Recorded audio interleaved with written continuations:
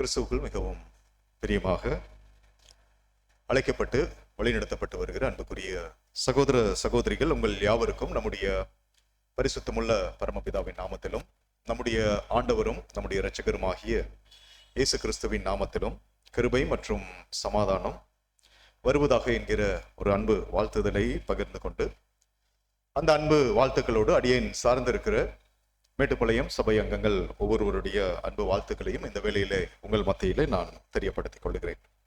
விசேஷமாக சகோதரர் ஜானி மற்றும் அவருடைய குடும்பத்தார் அவர்களுடைய தனிப்பட்ட அன்பு வாழ்த்துக்களை உங்கள் மத்தியிலே தெரியப்படுத்த சொல்லி கேட்டிருந்தாங்க. அவர்களுடைய அன்பு வாழ்த்துக்களை விசேஷமாக உங்கள் மத்தியிலே நான் பகிர்ந்து கொள்கிறேன். அன்பான சகோதர சகோதரிகளே, தேவனுடைய கிருபை இரக்கம் நம் யாவரோடும் இருந்து கடந்த காலங்கள் முழுவதுமாக நம்மை கண்ணின் மணி போல பாதுகாத்து தேவனுடைய சமூகத்திற்கு நேராக இந்த ஒரு ஓய்வு நாளிலும் நாம் யாவரும் சுகபத்திரமாய் கடந்து வரவும், அன்பின் ஐக்கியத்திலே கலந்து கொள்ளவும், நாம் இப்படிப்பட்ட ஐக்கியங்களிலே தேவனுடைய வார்த்தைகளை பெற்றுக்கொள்ளவும், இப்படியான ஒரு ஸ்லாக்கியம், ஒரு ஆசீர்வாதம் நிறைந்த வாய்ப்புகள் நேராக நம்மை வழிநடத்தி கொண்டு வந்திருக்கிறார். இந்த ஒரு கிருபைகளுக்காக, தயவுகளுக்காக பரிசுத்தமுள்ள தேவனுக்கு நம்முடைய ஆண்டவராகிய இயேசு கிறிஸ்து மூலம் நாம் உள்ளத்தின் ஆழத்திலிருந்து நன்றிகளையும் துதிகளையும் நாம் ஏறெடுத்துக் கொண்டு இந்த ஒரு நாளின் பாடப்பகுதிக்குள்ள நம்ம கடந்து வரலாம். அன்பான சகோதர சகோதரிகளே, நம்ம கடந்து வந்திருக்கிற இந்த ஒரு விசேஷித்த காலப்பகுதி கர்த்தருடைய மரணத்தை நினைவு கூறக்கூடிய அந்த நினைவு கூறுதலின் காலப்பகுதிக்கு நேராக நாம் கடந்து வந்திருக்கிறோம். இந்த ஒவ்வொரு வருடமும் இந்த ஒரு காலப்பகுதிக்குள்ள நாம் கடந்து வந்து கொண்டு இருப்பது என்பது ஒரு தேவனுடைய ஒரு மீண்டும் நம்ம வாய்ப்பில் காணப்படுகிறோம், அல்லது நாம் இன்னும் நிதானிக்க வேண்டியது என்னென்ன அப்படின்னு சொல்லிட்டு நம்ம கவனம் கொடுக்கும் போது, நிச்சயமா அந்த வாய்ப்புகளை நிறைவேற்றுவதற்கு தேவன் நமக்கு, அதாவது நமக்குரிய அழைப்பை தெரிந்து கொள்வதிலே நிறைவேற்றுவதற்கு தேவன் காலங்களை கொடுத்து கொண்டிருக்கிறார். கொடுத்து கொண்டிருக்கக்கூடிய காலங்களை எவ்வளவு கிரமமாய், எவ்வளவு பிரியமாய், தேவனை திருப்திப்படுத்தக்கூடிய வகையில எவ்வளவா நம்முடைய ஓட்டத்தை நாம் அமைத்துக் கொண்டிருக்கிறோம் என்பதை நம்ம நிதானிக்க வேண்டியவர்களாக நாம் காணப்படுகிறோம். அன்பு சகோதர சகோதரி, சரி, அப்படியாக இந்த ஒரு வாய்ப்பு, இந்த ஒரு வருஷத்துல மீண்டுமாக கர்த்தருடைய பாடுகள், மரணங்களை, அவர் கடந்து போயிட்ட உபத்திரவ நிலைகளை, கெத்செமனே வியாகுலங்களை, அனுபவங்களை, அப்படியாக நம்ம சிந்தித்து பார்க்கும் போது, நிதானித்து பார்க்கும் போது, அன்பான சகோதர சகோதரிகளே, நாம் இந்த ஒரு விசேஷித்த காலப்பகுதியானது நமக்கும் அப்படி போன்ற ஒரு அனுபவங்களும் சூழ்நிலைகளும் நமக்கும் அங்கே கிடைக்க பெற்றிருக்கிறது என்பதை நம்ம நன்கு உணர்ந்திருக்கிறோம். ஒவ்வொரு வருடமும் ஆழ்ந்து உடன்படிக்கையின் வாழ்க்கைக்குள்ள நமக்கே என்று நியமிக்கப்பட்ட நெருக்கத்தின் பாதையில நாம் கடந்து வரும் போது, இப்படிப்பட்ட அனுபவங்களுக்குள் நாம் கடந்து போகும் போது எவ்வளவாய் கர்த்தருடைய அடிச்சுவடுகளை நாம் பின்பற்றுகிறவர்களாக இருக்கிறோம். அப்போ அவருடைய உடன்படிக்கை தொடங்கி அந்த கல்வாரி மரணம் வரையிலுமான அவருடைய ஓட்டம், அதுல நாம கவனத்தில் கொள்ள வேண்டிய அநேக காரியங்கள், அது நம்ம சிந்தையில் நிறுத்தி நாம் ஓட வேண்டியவர்களாக நாம் காணப்படுகிறோம். அன்பான சகோதர சகோதரி, சரி, இந்த நாளுடைய பாடம் கர்த்தருடைய எலும்புகள் முறிக்கப்படுவதில்லை என்கிற தலைப்பின் கீழாக நம்ம பார்க்கலாம். இந்த ஒரு பாடம் நம்ம கவனிக்கும் போது பாருங்க, அதற்குரிய ஆதார வசனத்தை நம்ம வாசிச்சிடலாம். யோவான் சுவிசேஷம் 19வது அதிகாரம் 36வது வசனம். யோவான் 19ஆம் அதிகாரம் வசனம் 36. அவருடைய எலும்புகளில் ஒன்றும் முறிக்கப்படுவதில்லை என்கிற வேத வாக்கியம் நிறைவேறும்படி இவைகள் நடந்தது. ஓகே, அப்போ அவருடைய எலும்புகளில் ஒன்றும் முறிக்கப்படுவதில்லை. நம்ம எடுத்திருக்கிற பாடத்தினுடைய தலைப்பு இந்த ஒரு வசனத்தில் வரக்கூடிய சில வார்த்தைகள். கர்த்தருடைய எலும்புகளில் ஒன்று முறிக்கப்படுவதில்லை என்கிற வேத வாக்கியம் நிறைவேறும்படி இவ்விதமாய் அது நடந்தது என்று அங்கே கொடுக்கப்பட்டிருக்கிறது. அன்பு சகோதர சகோதரிகள், கர்த்தருடைய எலும்புகள் முறிக்கப்படுவதில்லை என்பது பாடத்தின் தலைப்பு. அப்படின்னா இந்த பாடத்துல பாருங்க, கர்த்தருடைய பலி என்று நம்ம கவனத்தில் கொள்ளும் போது, கர்த்தருடைய பலி அப்படின்னா ரொம்ப விசேஷமா அந்த ஈடு பலி, தேவனுடைய தெய்வீக திட்டத்தினுடைய மையமாக ஒரு முக்கியத்துவம் வாய்ந்த ஒரு ஒரு ஆதாரமான ஒரு விஷயம் அப்படின்னா கர்த்தருடைய ஈடுபலி. இந்த ஈடுபலி என்பது ஒரு வேலை இல்லை அப்படின்னா எப்படி இருந்திருக்கும் அப்படின்னு சொல்லி கொஞ்சம் எதிர்மறையாக நம்ம யோசித்து பார்க்கும் போது, ஒரு விமோச்சனம் இல்லாத ஒரு நிலை, மனுக்குலத்திற்கான ஒரு விடுதலை, ஒரு ரட்சிப்பு என்பது இல்லாத நிலை.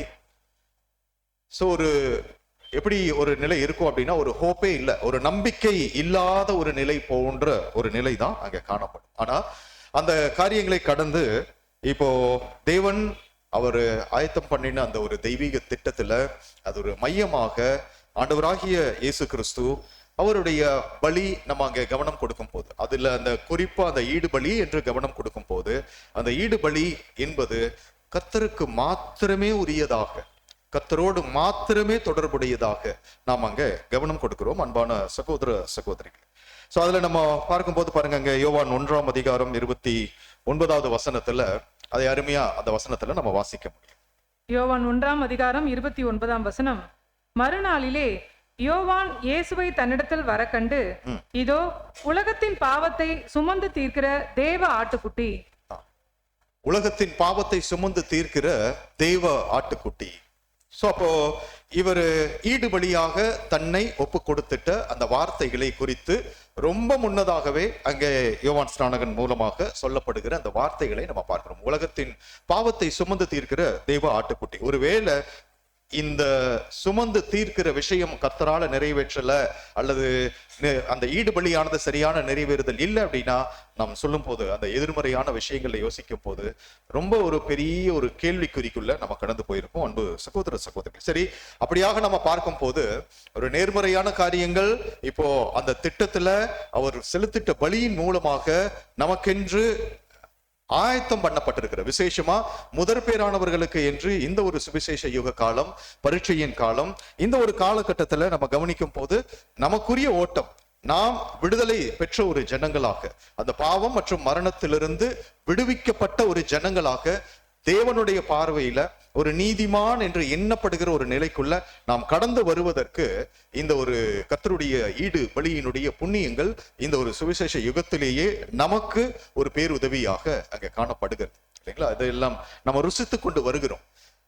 அதை கடந்து 1000 ஆண்டு அரசாட்சி அல்லது அதற்கு கடந்து யுகங்களுக்குள்ள நம்ம கடந்து போகும் போது என்று நம்ம பார்த்தா, அது முழு மனுக்குலமுமே எங்கே வருவாங்க அப்படின்னா, ஒரு ஆசீர்வாதமான ஒரு நிலைக்குள்ள இழந்து போயிட்ட அந்த ஒரு காரியங்களை எல்லாம் மீண்டும் பெற்றுக்கொண்டவர்களாக ஜனங்கள் அங்க திரும்பி வருவாங்க என்பதை பார்க்கணும். ஆமா, இதற்கெல்லாமே என்ன அப்படின்னா, கர்த்தருடைய இந்த ஈடு பலி தான் அஸ்திவாரம். அந்த ஈடு பலியில கர்த்தருடைய பலி மாத்திரமே ரொம்ப விசேஷமானது, ரொம்ப சிறப்பு நிறைந்தது என்று சொல்லி நம்ம அங்க பார்க்கிறோம். சரி, இது பாருங்க, இங்க யோவான் சுவிசேஷத்துல என்று எழுதப்பட்டிருந்தது என்று சொல்லி ஆதார வசனத்துல நம்ம வாசிச்சோம். அப்போ அது எங்க எழுதப்பட்டிருந்ததுன்னா, நிழலான நியமத்துல பிதாவாகிய தேவன் மோசேக்கு கொடுக்கும் போது கூட என்னதான் கொடுத்தாரு என்று சொல்லி நம்ம அறிந்திருக்கிறோம். அந்த பஸ்கா ஆட்டுக்குட்டியை நீங்க புசிக்க வேண்டிய விதமாவது என்று சொல்லி அந்த நியமங்களை கொடுக்கும் போதும் என்னதான் கொடுத்தாரு அப்படின்னா, அந்த ஆட்டுக்குட்டியினுடைய எலும்புகளில் ஒன்றும் முறிக்கப்படக்கூடாது என்கிற அந்த ஒரு விஷயத்தை உள்வைத்தே அங்கே கொடுத்தார்.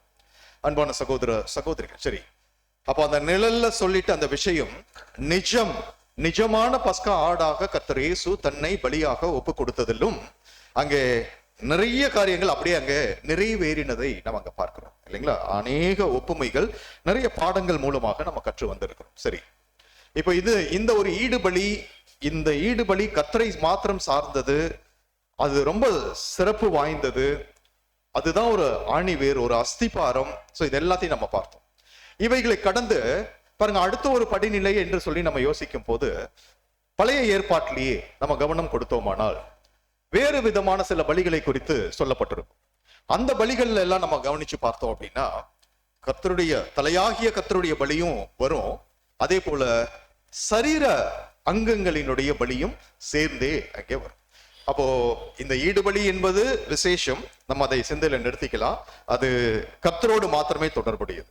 இதை கடந்து வேறு சில நிழலான பலிகள் நம்ம யோசித்து பார்க்கும் போது, அல்லது வசனத்துல பழைய ஏற்பாட்டுல நிழல்ல நம்ம கவனம் கொடுக்கும் போது, அது எப்படிப்பட்ட ஒரு நிலை அப்படின்னா, தலை மற்றும் சரீரம். பாருங்க, உதாரணத்திற்கு ஒரு வசனம் நம்ம வாசிக்கலாம். யாத்திராகமம் 29ஆம் அதிகாரம் 15 தொடங்கி நீங்க வாசிக்கலாம், 18 வரை. யாத்திராகம் 29ஆம் அதிகாரம் வசனம் 15 முதல் 18 வரை. பின்பு அந்த ஆட்டுக்கடாக்களில் ஒன்றை கொண்டு வந்து நிறுத்துவாயாக. அதனுடைய தலையின் மேல் ஆரோனும் அவன் குமாரரும் தங்கள் கைகளை வைக்க கடவர்கள்.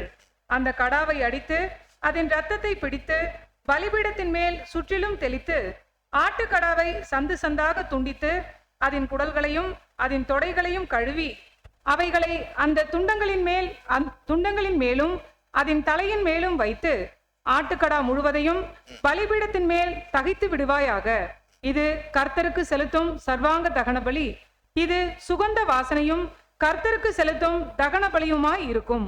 ஓகே, சோ பாருங்க அன்பு சகோதர சகோதரிகளே, இந்த ஒரு யாத்திராகம புஸ்தகத்துல 29ஆம் அதிகாரத்துல இந்த 4 வசனங்கள் நம்ம கவனம் கொடுத்து பார்த்தோமானால், இதுல நம்முடைய மூத்த சகோதரர் கொடுக்கக்கூடிய விளக்கங்களும் நம்ம பார்த்தா இதுல தலையினுடைய பலியும் இருக்கும், சரீர அங்கத்தினுடைய பலியும் அங்கே இணைந்து காணப்படும். இப்போ நிழலாகிய இந்த ஒரு நிகழ்வுல தலை மற்றும் சரீரத்தினுடைய பலி, ஆனா ஈடுபலி என்பது கர்த்தரோடு மாத்திரம் அங்கே தொடர்புடையது என்று சொல்லி நம்ம பார்ப்போம். அப்போ அநேக விஷயங்கள் இங்கே பழைய ஏற்பாட்டுல நம்ம பார்க்கிற அநேக நிழலான காரியங்கள் நிஜத்தோடு தொடர்புடைய விஷயங்கள்ல அந்த மாதிரியான பாடங்கள் நிறைய நம்ம பார்த்திருக்கிறோம். விசேஷமா இந்த ஒரு காலப்பகுதியில அப்படின்னா பஸ்கா நிழல் என்று சொல்லி நம்ம எடுத்துக்கிட்டால் மாத்திரமே அதுல தேவன் அந்த முதலாவது பிரமாணம் அங்க கொடுத்த பிறகு அந்த பஸ்கா பிரமாணத்தினுடைய எத்தனை விஷயங்கள் நிஜமாகிய பஸ்கா அல்லது நிஜமாகிய ஆண்டவர் அவருடைய மரணத்திற்குள்ள கடந்து போகும்போது எப்படியெல்லாம் ஒப்புமைப்படுத்தி நம்ம அங்க பார்த்திருப்போம் இல்லைங்களா. அந்த கொடுக்கப்பட்ட நியமங்கள் மேக்சிமம் எல்லாமே நம்ம ஒப்புமையில நிஜத்துல நம்ம அங்க கவனிக்க முடியும் அன்பு சகோதர சகோதரி. சரி, அப்போ இந்த நிழல் மற்றும் நிஜம் என்று சொல்லி நம்ம கவனம் கொடுக்கும் போது அது ஒவ்வொன்றுமே அங்க பொருத்தமாக இருக்குது. அதுல விசேஷம் ஈடுபலி, அதன் பிறகு அப்படின்னா தலை மற்றும் சரீரத்தினுடைய பலி, இது ரெண்டையும் நம்ம சிந்தையில நம்ம நிறுத்தி கொள்ளலாம். சரி, அப்போ கர்த்தருடைய பலி என்று சொல்லி நம்ம யோசித்து பார்த்தா கர்த்தருடைய பலி எப்படிப்பட்டதாக இருந்தது? அவரு தன்னை ஈடுபலியாக அந்த நீதிக்கு அந்த நீதியை சரிக்கட்டும் விதமாக பரிபூரண ஜீவனுக்கு இணையான பரிபூரண ஜீவன் கொடுக்க அவர் முன் வரும்போது அவர் எப்படிப்பட்ட அனுபவங்களுக்குள்ள கடந்து போயிட்டார் அப்படின்னா ஒரு பாடுகள் சோதனைகள் நிறைந்த அனுபவங்களுக்குள்ள அவர் கடந்து போனார். நமக்கு நல்லா அங்கே தெரியும். சரி, இந்த பாடுகளும் சோதனைகளும் இப்படியான ஒரு அனுபவங்களும் ஏன் அவருக்கு அவசியமாய் அங்கே காணப்பட்டது என்று சொல்லி நம்ம ஒரு கேள்வி கேட்டா என்ன சொல்லலாம்? ஏன் அவசியமா இருந்தது? அவர் ஒரு பரிபூர்ண மனுஷன்,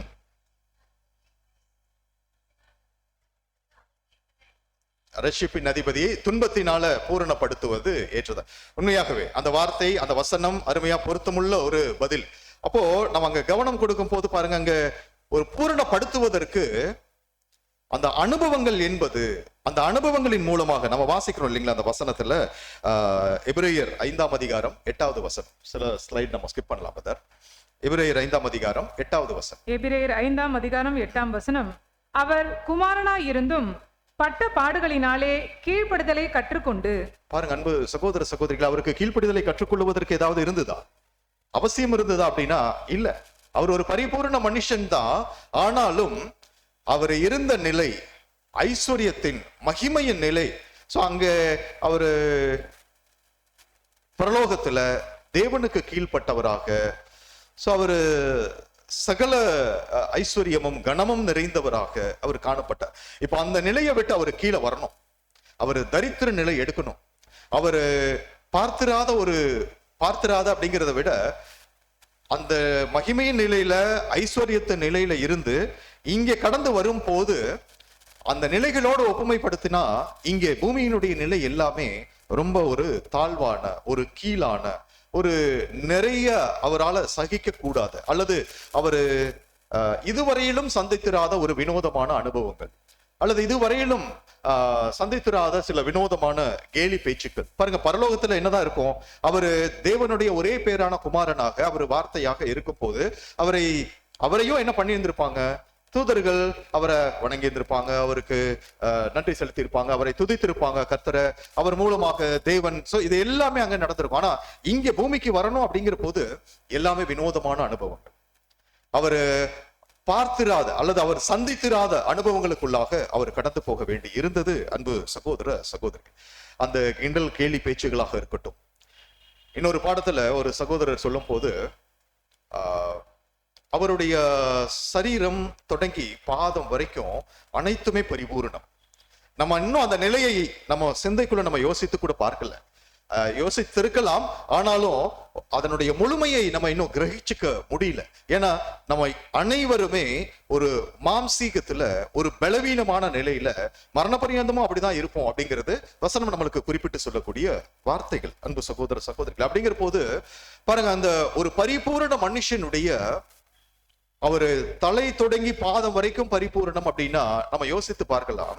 அவருடைய எண்ணம் பரிபூரணமா இருக்கும், அவருடைய பார்வை ஒரு பரிபூரணமா இருக்கும், அவருடைய அந்த நுகருதல், மூக்கின் வழியாக நுகருதல் பரிபூரணமா இருக்கும். ஒரு ஒரு அந்த நாவினுடைய சுவை மொக்குகள் அது எப்படி இருக்கும் அப்படின்னா பரிபூரணமா இருக்கும். சோ இது எல்லாமே நம்ம யோசித்து பார்த்தா அந்த ஒரு பரிபூரண நிலையில இருக்கக்கூடிய ஆண்டவர், ஒரு உதாரணத்துக்கு நம்ம எடுக்கும் போது, இந்த பூமியில வந்து அவரால் படைக்கப்பட்ட ஒரு மனுஷன், வீழ்ச்சிக்குள்ள கடந்து போயிட்ட ஒரு மனுஷன், அதுவும் ரொம்ப அந்த வீழ்ச்சியினுடைய சதவீதமானது அதிகரித்து அதிகரித்து கிட்டத்தட்ட கர்த்தர் வரும்போது விசாலமான வழியில உலக ஜனமானது கடந்து போய் 4128 வருடங்கள் கடந்த நிலையில கர்த்தர் இயேசுவாங்க கடந்து வர்றாரு அப்படின்னா, அப்ப நம்ம யோசிக்கலாம், அவ்வளவு வீழ்ச்சியின் நிலையில காணப்பட்ட ஒரு மனுஷன் செய்து கொடுக்கக்கூடிய ஒரு உணவு அப்படிங்கிறது அவருக்கு எப்படி இருக்கும்? ஒரு பரிபூர்ண மனுஷனுடைய நாவின் சுவை மொக்குகளுக்கு அந்த உணவின் சுவை எப்படிப்பட்டதாக இருக்கும்னு சொல்லி நம்ம யோசித்து பார்க்கலாம். அவருங்க இன்னைக்கு நாம் பூரணமற்ற தன்மையில இருந்து கொண்டு அந்த சாப்பாடு, அந்த சுவை, அந்த நாவினுடைய சுவை மொக்குகள், இதை குறித்து நம்ம யோசிக்கும் போது அதுல இது சரியில்லை, நம்ம அது சரியில்லை, அந்த குறைவுகள் நம்ம வரும். இது இயல்புதான். அந்த சுவைகள் நம்ம பூரணமற்ற நிலையில யோசிக்கும் போதே இப்படி இருக்கு அப்படின்னா, ஒரு பரிபூர்ண மனுஷனாகிய அவருக்கு அது எப்படி இருந்திருக்கும் அப்படிங்கிறத நம்ம யோசித்து பார்க்கலாம். அன்பு சகோதர சகோதரிகள், முழுமையாக கிரகிச்சிக்க முடியாது அந்த பரிபூர்ண அந்த மாம்சீக நிலை என்று அதை குறித்து நம்மளால கிரகிச்சிக்க முடியல. ஆனாலும் யோசித்து பார்க்கும் போது அது கடினம்.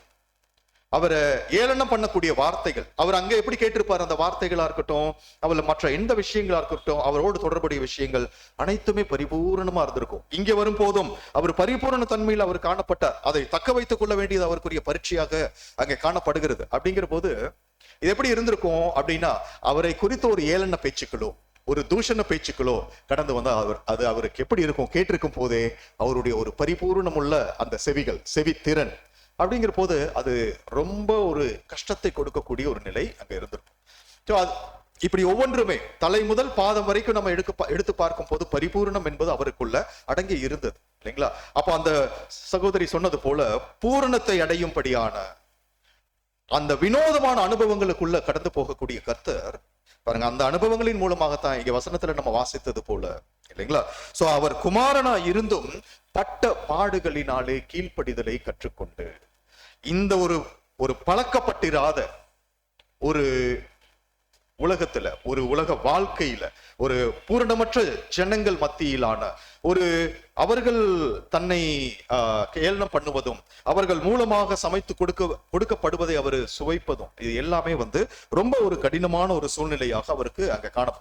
இதையெல்லாம் கடந்துதான் அவர் அந்த கெத்செமனே அனுபவங்களுக்குள்ள கடந்து போவதற்கு முன்பு தொடங்கி, அவருடைய வேலை வந்தது என்று தொடங்கி அப்படின்னா, அதிலிருந்து அவர் மரணத்திற்குள் தன்னை ஊற்றும் வரையிலும் அவருடைய அனுபவம் அப்படிங்கிறது நம்ம சொல்லணும்னா ரொம்ப இன்டென்ஸா இருக்கும், ரொம்ப தீவிரத்தன்மை வாய்ந்ததாக அங்கே காணப்படுகிறது. அன்பு சகோதர சகோதரி, சோ அப்ப அதன் மூலமாக அவருக்கு கிடைக்கிற அந்த அனுபவங்கள் என்பது உண்மையாகவே திருச்சபை வகுப்பார் இந்த ஒரு காலகட்டங்கள்ல நம்ம யோசித்து பார்க்க வேண்டியவர்களாக இருக்கும். சோ அப்போ எப்படிப்பட்ட ஒரு நிலையில இருந்த ஒரு பரிபூரண தன்மையோடு இருந்தவர் தன்னை சுற்றிலும் இருக்கக்கூடிய பூரணமற்ற தன்மையில் காணப்படக்கூடிய மனிதர்கள் மத்தியில கேட்கக்கூடாத வார்த்தைகள், பேசக்கூடாதவைகள், அல்லது அந்த சுவையா இருக்கட்டும், பார்க்க வேண்டாத காரியங்களாக இருக்கட்டும், சோ பாவம் நிறைந்த காரியமாக இருக்கட்டும், இது எல்லாவற்றையுமே அங்க கர்த்தர் என்ன பண்ணிட்டு இருந்தார் அப்படின்னா அங்கே சகித்தவர். அது அவருக்கு முன்னியாகவே எப்படி இருந்திருக்கும்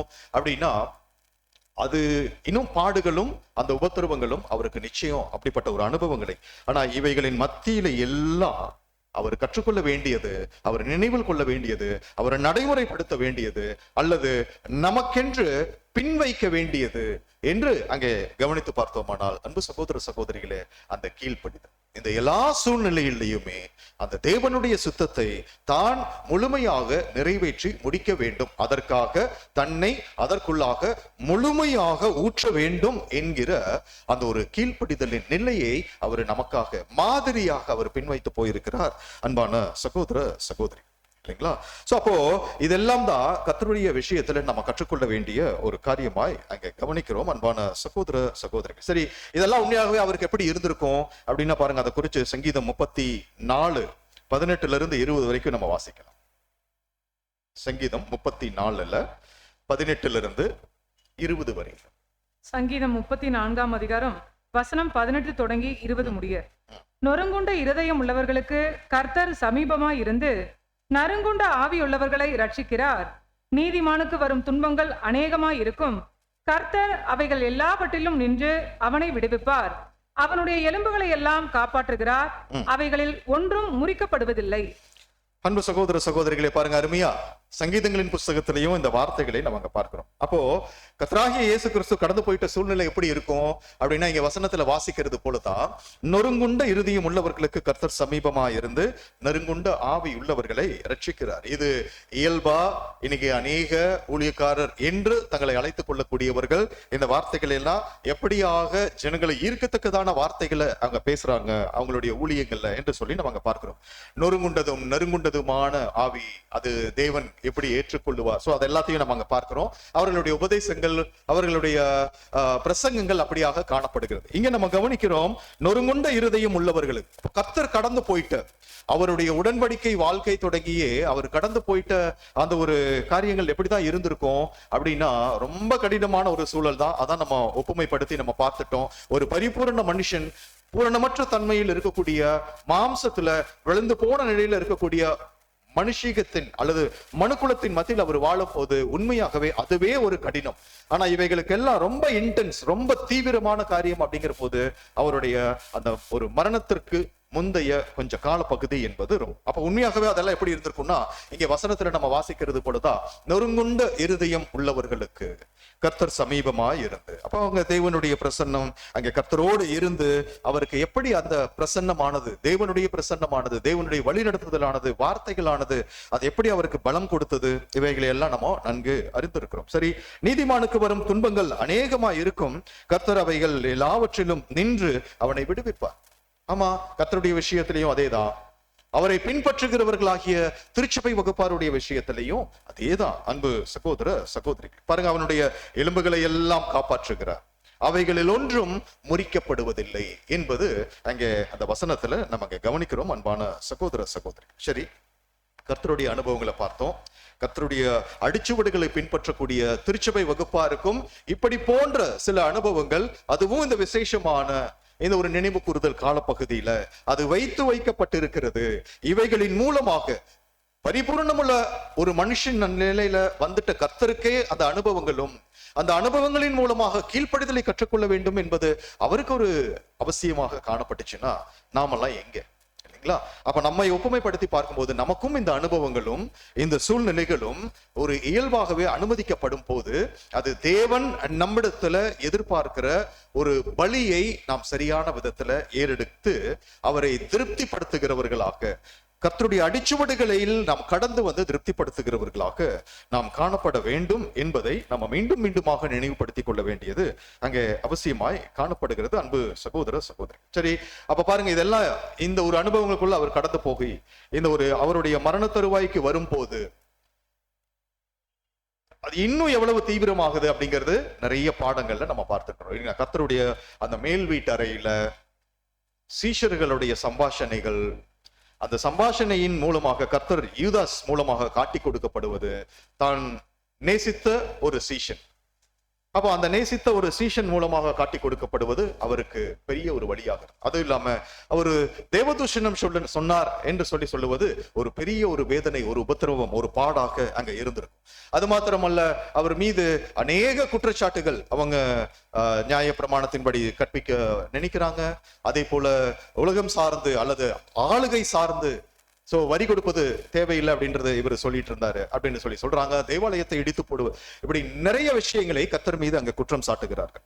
அப்ப கர்த்தருக்கு அதெல்லாம் எப்படி இருந்திருக்கும் அப்படின்னா, சோ இது இருக்கிற ஒவ்வொரு பாடுகள்லையுமே அந்த தீவிரம் என்பது யூதாஸ் தன்னை காட்டி கொடுத்ததும், தேவனுடைய பிரசன்னம், தேவனுடைய சமூகம், தேவனுடனான தொடர்பு என்பது ஒரு அற்றுப்போன ஒரு நிலைக்குள்ள கடந்து போகும் போது அப்படிங்கிறது ரொம்ப இன்டென்ஸாக இருக்கக்கூடிய ஒரு அனுபவமாக அங்கே கர்த்தர் கடந்து போனார் இல்லைங்களா? சோ அப்ப அந்த பாடுகள், உபத்திரவங்கள் என்பது கர்த்தருக்கு நியமிக்கப்பட்ட ஒன்று. அவைகளின் மூலமாக கர்த்தர் அந்த கீழ்ப்படிதல் மற்றும் விசேஷித்த அனுபவங்களை அவர் கற்றுக்கொண்டார். ஆனாலும் என்ன ஒரு காரியம் அப்படின்னா, பாடத்தின் தலைப்புல நம்ம பார்க்கிறது போல அவருடைய எலும்புகளில் ஒன்றும் முறிக்கப்படவில்லை. எலும்புகள் தான் முறிக்கப்படவில்லை, ஆனா அவருடைய இருதயம் என்னாச்சு என்று நாம் நன்கு அறிந்திருக்கிறோம் இல்லைங்களா? அது என்னாச்சு? மெழுகு போல் ஆகி உருகி குடல்களின் நடுவே அது அந்த வசனம் நம்ம அங்க பார்க்கிறோம் இல்லைங்களா? சோ பாருங்க, அது சங்கீதம் 69:20. சங்கீதம் 69ஆம் அதிகாரம் 20ஆம் வசனம். நிந்தை என் இருதயத்தை பிளந்தது, நான் மிகவும் வேதனைப்படுகிறேன். எனக்காக பரிதபிக்கிறவன் உண்டோ என்று காத்திருந்தேன், ஒருவனும் இல்லை. தேற்றுகிறவர்களுக்கு காத்திருந்தேன், ஒருவனையும் காணேன். அன்பு சகோதர சகோதரிகளை பாருங்க, அப்போ நிந்தை என் இருதயத்தை பிளந்தது. சோ அப்போ அது இந்த வார்த்தைகள் எப்படி கர்த்தருடைய விஷயத்துல நிறைவேறினது என்று நாம நன்கு அறிந்திருக்கிறோம். அன்பான சகோதர சகோதரிகள், சரி, இப்போ கர்த்தருடைய இந்த அனுபவங்கள், இதுல இருந்து திருச்சபை வகுப்பாருக்கு சில பாடங்களை நம்ம எடுத்துக்கொள்ள வேண்டியவர்களாக இருக்கிறோம். கர்த்தர் கடந்து போயிட்ட இந்த விசேஷித்த அந்த அனுபவங்களிலிருந்து நாம் அந்த பாடங்களை, படிப்பினைகளை பெற்றுக்கொள்ள வேண்டும். இப்பதான் இன்ட்ரோடக்ஷனுக்கு ஒரு சின்ன பாட்டு முடிஞ்சிருக்கு. ஸோ இன்னும் கொஞ்சம் நிறைய ஆரம்பம், பாடத்தினுடைய ஆரம்பம் இனிமேல் தான் நம்ம பார்க்கணும். அன்பு சகோதர சகோதரி, சரி, இதுல நம்ம பார்க்கும்போது பாடத்தை மீண்டும் தலைப்பை நினைவுபடுத்திக் கொள்ளலாம். கர்த்தருடைய எலும்புகள் முறிக்கப்படவில்லை என்று அங்க அதுவும் நம்ம சொல்லலாம். ஸோ அப்படின்னா இந்த பாடத்தினுடைய மையம் என்ன என்று சொல்லி நம்ம கவனம் கொடுக்கும் போது, தலையாகிய கர்த்தர் இயேசு, அவருடைய பலி எப்படிப்பட்டதாக இருந்தது, தலையினுடைய பலியை மாத்திரமே குறிக்கக்கூடிய நிழலான பலிகள் எப்படிப்பட்டதாக இருந்தது, அங்க நிழல்ல நம்ம பார்க்கும் போது தலை மற்றும் சரீரத்தினுடைய பலி எப்படியாக இருந்தது, தலை எப்படிப்பட்ட ஒரு உபத்திரவம், பாடுகள் நிறைந்த அனுபவங்களுக்குள்ள கடந்து போனார், ஆனாலும் அவருடைய எலும்புகள் முறிக்கப்படவில்லை, ஆனா இருதயம் அங்கே எப்படி ஆச்சு என்று இவைகளை எல்லாம் இது நேரம் வரையிலும் நம்ம பார்த்தோம். சரி, அப்போ அவரை பின்பற்றுகிற வகுப்பாராக இருக்கும்படி இந்த ஒரு உடன்படிக்கை வாழ்க்கைக்குள்ள நம்மை ஒப்பு கொடுத்து இந்த ஒரு நெருக்கத்தின் பாதையில நம்ம கடந்து வந்திருக்கிறோமே, அப்போ நமக்கும் அந்த கர்த்தருடைய அடிச்சுவடுகளை பின்பற்றுவதில் வழிவிலகாதபடி நடக்க வேண்டும் என்பது நமக்கு நியமிக்கப்பட்ட ஒரு முக்கியத்துவம் வாய்ந்த ஒரு கருத்து. அன்பு சகோதர சகோதரி, சரி, அந்த ஒரு கருத்தை நம்ம மையமாக வைத்துக்கொண்டு பாருங்க, இங்க இந்த எலும்பு என்கிற இந்த ஒரு வார்த்தை பழைய ஏற்பாட்டுல சில சம்பவங்கள்ல அல்லது சில வசன பகுதிகள்ல ரொம்ப விசேஷமா பயன்படுத்தப்பட்டு இருக்கிறது. சோ அந்த விசேஷமா பயன்படுத்தப்பட்டிருக்கக்கூடிய அந்த எலும்பு என்கிற அந்த ஒரு வார்த்தையிலிருந்து நாம் சில ஆவிக்குரிய படிப்பினைகளை நம்ம கற்றுக்கொள்ள இருக்கிறோம். அன்பான சகோதர சகோதரிகள், அதுதான் பாடத்தினுடைய சாரம். சோ அப்படி நம்ம பாருங்க, அவருடைய எலும்புகளை எல்லாம் காப்பாற்றுகிறார், அவைகளில் ஒன்றும் முறிக்கப்படுவதில்லை. ஓகே, இந்த வசனம் நம்ம பார்த்தோம். இது நிழல்ல நிறைவேறினது, நிஜத்திலும் நிறைவேறுகிறது. கர்த்தருடைய விஷயத்துல, நம்முடைய விஷயத்துல எப்படி?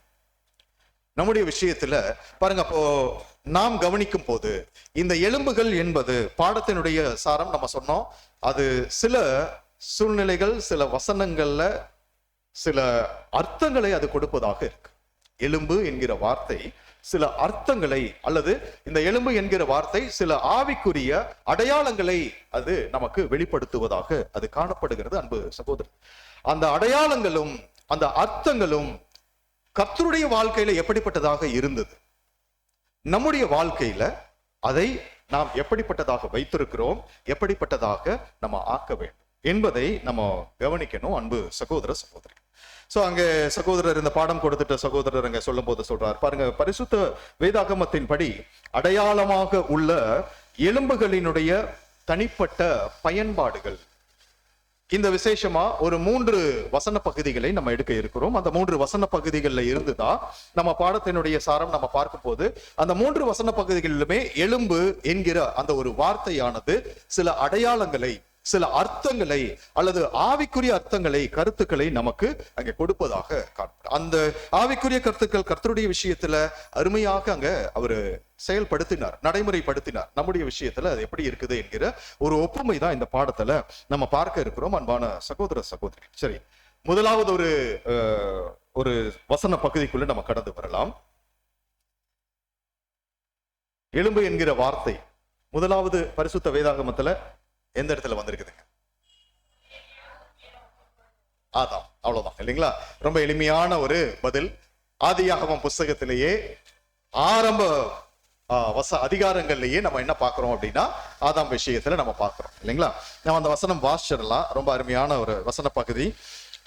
ஆதியாகமம் 2ஆம் அதிகாரம் 23வது வசனம். ஆதியாகமம் 2ஆம் அதிகாரம் 23ஆம் வசனம். அப்பொழுது ஆதாம், இவள் என் எலும்பில் எலும்பும் என் மாம்சத்தில் மாம்சமுமாய் இருக்கிறாள், இவள் மனுஷனில் எடுக்கப்பட்டபடியினால் மனுஷி எண்ணப்படுவாள் என்றான். அன்பு சகோதர சகோதரிகளே, பாருங்க இந்த ஒரு வசன பகுதியில வரக்கூடிய அந்த வார்த்தை. அப்பொழுது ஆதாம், இவள் என் எலும்பில் எலும்பும் என் மாம்சத்தில் மாம்சமுமாய் இருக்கிறாள், இவள் மனுஷனிலிருந்து எடுக்கப்பட்டபடியால் மனுஷி எண்ணப்படுவாள் என்றார். சரி, ஓகே. இந்த பாருங்க, எலும்பு என்கிற அந்த ஒரு வார்த்தை பதிவு செய்யப்பட்ட ஒரு முதல் வசன பகுதியாக, முதல் வசன பகுதினா வேதாகமத்துல முதல் வசன பகுதியாக இந்த ஒரு வசன பகுதியை நம்ம வாசிக்கிறோம் இல்லைங்களா? சோ இதுல இருந்து இந்த எலும்பு என்கிற ஒரு வார்த்தை அது என்ன அர்த்தம் நமக்கு கொடுக்கிறது என்று சொல்லி நம்ம கவனிச்சு பார்த்தோமானால் ஏதாவது கெஸ் இருக்குங்களா? சில அர்த்தங்களை நம்ம இதுல இருந்து எடுக்கலாம். விசுவாசம். ஓகே, அது கொஞ்சம் பின்னாடி பாகத்துல பார்க்கலாம். பட் அதுக்கு வேற ஒரு வசனம் இருக்கு. ஓகே, இதுல இருந்து ஒரு 2 அர்த்தங்களை நம்ம எடுக்கலாம். 2 ஆவிக்குரிய அர்த்தங்களை நம்ம எடுக்கலாம். அன்பு சகோதர சகோதரிகள், என்ன ஆவிக்குரிய அர்த்தம் நம்ம எடுக்கலாம் அப்படின்னா, ஒரு புதிய ஜீவனுக்கான ஆரம்பம், ஒரு புதிய ஜீவனுக்கான ஆரம்பம். பாருங்க, இந்த ஒரு எலும்பு, மனுஷனுடைய ஒரு எலும்பிலிருந்து ஒரு எலும்பை எடுத்து அந்த எலும்பிலிருந்து தேவன் என்ன பண்ணியிருக்கிறாரு? ஒரு புதிய ஜீவனை அங்கே உண்டு பண்ணி இருக்கிறார் இல்லைங்களா? சோ அப்போ மனுஷி என்ற ஒரு புதிய ஜீவனை, சோ போன்ஸ் பிரிங் லைஃப், ஒரு புது ஜீவனை அவரு உருவாக்கி இருக்கிறார். அப்படி உருவாக்கப்பட்ட அந்த புதிய ஜீவன், நம்ம இந்த வசனம் மாத்திரம் அல்ல, அந்த பகுதிகளை எல்லாம் கொஞ்சம் முழுமையா நம்ம கிரகிச்சு பார்த்தோமானால் என்ன இன்னொரு அர்த்தம் நம்ம எடுக்கலாம் அப்படின்னா, பாருங்க, இந்த ஒரு வசன பகுதியிலிருந்து நம்ம கற்றுக்கொள்றது என்ன அப்படின்னா, 2வது ஒரு அர்த்தம் ஏற்ற துணை. ஏற்ற துணை. அன்பு சகோதர சகோதரி, சோ அங்கே சகோதரர் சொல்லும் போது சொல்றார் சோர்ஸ் ஆஃப் நியூ லைஃப். இங்க போன் அப்படின்னா என்ன 2 அர்த்தம் அப்படின்னா, ஒன்னு சோர்ஸ் ஆஃப் நியூ லைஃப், புது ஜீவனுக்கான ஒரு ஆரம்பம், ஒரு ஊற்று. அடுத்தது 2வது சொல்லும் போது அந்த கம்பானியன்ஷிப், ஏற்ற துணை என்று சொல்லி அங்கே கொடுப்பதை நம்ம கவனிக்கிறோம் அன்பான சகோதர சகோதரி. சரி, அப்போ இது நம்ம பார்க்கும் போது ஃபர்ஸ்ட் இந்த 2 அர்த்தம், இந்த முதல் வசன பகுதியில 2 அர்த்தம் நம்ம எடுக்கிறோம். ஒன்னு ஏற்ற துணை, இன்னொன்னு புது ஜீவனுக்கான ஆரம்பம் என்று சொல்லி நம்ம எடுக்கிறோம். சரி, இந்த புது ஜீவனுக்கான ஆரம்பம் என்கிற விஷயத்தை நம்ம எடுக்கலாம். முதல்ல பாருங்க, கர்த்தருடைய விஷயத்துல நம்ம கவனித்து பார்த்தோமானால் அவரு அந்த புது ஜீவனுக்கான ஆரம்பம் என்பது, பாருங்க, அங்க மணவாளனாக இருந்த ஆதாம், அங்கே அந்த மணவாளனுக்கு ஒரு மணவாட்டி அப்படிங்கிறது ஒரு மனுஷி அப்படிங்கிற ஒருவரை அங்க ஏற்படுத்தும் போது என்ன பண்றார் அப்படின்னா, அந்த எந்த எலும்பு எடுக்கிறாருங்க? விலா எலும்பு இல்லைங்களா? சோ விலா எலும்பு அப்படிங்கிறது எங்க இருக்கு அப்படின்றது நம்மளுக்கு எல்லாம் தெரியும். சோ நம்மளுடைய இங்க இந்த பகுதியில அந்த பிக்சர் கூட காமிக்கலாம். சோ இது நமக்கு ஈஸியா தெரியும். சோ அந்த ரிப் போன்ஸ் இல்லைங்களா? சோ அந்த விலா எலும்புல இருந்து தான் ஒரு எலும்பை எடுத்து தேவன் என்ன பண்றாரு அப்படின்னா, அந்த எலும்பிலிருந்து இருந்து ஒரு புது ஜீவனையே அங்கே ஒரு ஒரு கட்டமைக்கிறார். அன்பு சகோதர சகோதரி, அது எப்படியாக அங்க இருந்தது அப்படின்னா, ஒரு புது ஜீவன் அங்க கடந்து வருது. அந்த புது ஜீவன் கடந்து வருவதற்கு பாருங்க, இந்த இதுல தேவன் என்ன, ஏதாவது ஒரு வல்லமையான தேவன் தான், ஞானமுள்ள தேவன் தான், அவருடைய காரியங்கள் அனைத்துமே ஒரு என்ன சொல்றதுன்னா ஒரு ஒரு பெரிய ஒரு இது மாதிரி, ஒரு மேஜிக் மாதிரி நடக்கிற விஷயம் இல்லை. எல்லாவற்றையுமே ஒரு ரீசனிங்கோட, ஒரு காரணத்தோட, ஒரு நியாயமான வகையில தேவனுடைய காரியங்கள் அங்க காணப்படும். அன்பு சகோதர சகோதரிகளே, இதுதான் இயல்பான விஷயம் தேவனுடைய காரியத்துல. அப்போ இந்த ரிப் போன்ஸ்ல இருந்து தேவன் இந்த ஒரு புது ஜீவனை உண்டு பண்ணியிருக்கிறாரு அப்படின்னா எப்படி அது அவரு செஞ்சிருக்கிறார்? சோ முதல்ல மனுஷனை படைக்கும் போது எப்படி படைச்சாரு, இதெல்லாம் நம்ம ஆரம்ப பாடங்கள்ல நம்ம பார்த்திருக்கோம் இல்லைங்களா? அடிப்படை பாடங்கள்லயே ஆத்துமா பாடத்துல நம்ம பார்த்திருக்கோம்.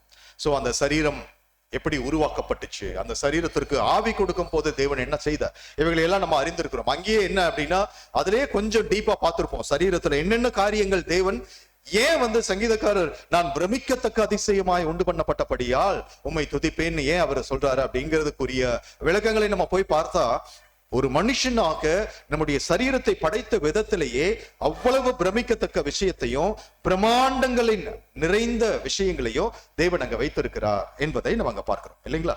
சோ அப்படி நம்ம அங்க பார்க்கும் போது பாருங்க, இந்த எலும்புகள்ல தான் எப்படி இருக்கு அப்படின்னா, இந்த எலும்புகளை சுற்றிலும் தான் என்ன போயிட்டு வந்துட்டு இருக்கும் அப்படின்னா அந்த ரத்த நாளங்கள். அடுத்த பிக்சர் கொஞ்சம் காமிக்கலாம் பாருங்க. அங்க அந்த பிளட் வெசல்ஸ் அப்படிங்கறதெல்லாம் அங்க அந்த பிக்சர்ல பாத்தீங்கன்னாலே உங்களுக்கு தெரியும். கீழே அங்க ஏரோ மார்க் பண்ணி காண்பிச்சிருக்கிறாங்க. அந்த ஒவ்வொரு எலும்புலையும் இந்த ரத்த நாளங்கள் என்பது அங்கே சுற்றிலும் உள்ளும் புறம்பும் போயிட்டு வந்துட்டே இருக்கு. இதுலதான் என்ன ஆகும் அப்படின்னா அந்த ரத்தமானது உடலினுடைய சகல பகுதிகளுக்கும் போய் வரும். சோ அப்போ இந்த எலும்பு என்பது அந்த மாம்ச சரீரத்திற்கு, ஒரு கட்டடத்திற்கு எப்படி அந்த பில்லர் அப்படிங்கிற விஷயம் அவசியமாய் ரொம்ப அடிப்படை ஆதாரமாய் அங்க இருக்கோ, அதே போல இந்த ஒரு மனுஷன் நிற்கணும், நடக்கணும், ஓடணும் அப்படின்னா இந்த எலும்பு என்பது ரொம்ப ரொம்ப முக்கியம். அப்போ அந்த எலும்பை சார்ந்து இருக்கக்கூடிய அந்த செல்கள், சுற்றிலும் இருக்கக்கூடிய சதையில் அல்லது நம்முடைய மாம்சத்தில் இருக்கக்கூடிய அந்த செல்கள் எல்லாம் உயிரோடு இருக்கணும் அப்படின்னா அந்த எலும்புகளில் இருக்கக்கூடிய அந்த இரத்த நாளங்கள், எலும்புகள் சுற்றிலும் இருக்கக்கூடிய அந்த இரத்த நாளங்கள்ல அது அந்த ரத்தம் கடந்து போகணும். அந்த ஜீவ அணுக்கள் அல்லது அந்த ஆக்சிஜன் இதெல்லாம் நம்ம சொல்லும் போது அது என்ன ஆகணும் அப்படின்னா அது கடந்து போய் வரணும். அப்பதான் அந்த செல்கள் எல்லாமே உயிர்ப்போடு அது இருக்கும் என்று நம்ம அங்க பார்க்கிறோம். அன்பு சகோதர சகோதரி, சோ அப்ப பாருங்க, அந்த புது ஜீவனுக்கான ஆரம்பம் அப்படின்னு சொல்லிட்டு நம்ம எடுக்கும் போது இதுல இருந்துதான் பாருங்க, இதுல இந்த புது ஜீவன் எப்படி தேவன் உருவாக்கி இருப்பார் அப்படின்னா இது அநேக வருஷங்கள் ஒருவேளை நம்மளுக்கு எல்லாம் ஒரு மறைக்கப்பட்ட ஒரு காரியங்களாக இருந்திருக்கும். பாருங்க, இப்போ ஒரு 20 வருஷங்கள் அல்லது 30 வருஷங்கள் முன்பு அப்படின்னு நம்ம எடுத்துக்கிட்டோம் அப்படின்னா, இப்பெல்லாம் எடுத்தா மெடிக்கல் ஃபீல்டு இன்னும் பயங்கர அட்வான்ஸ்டு.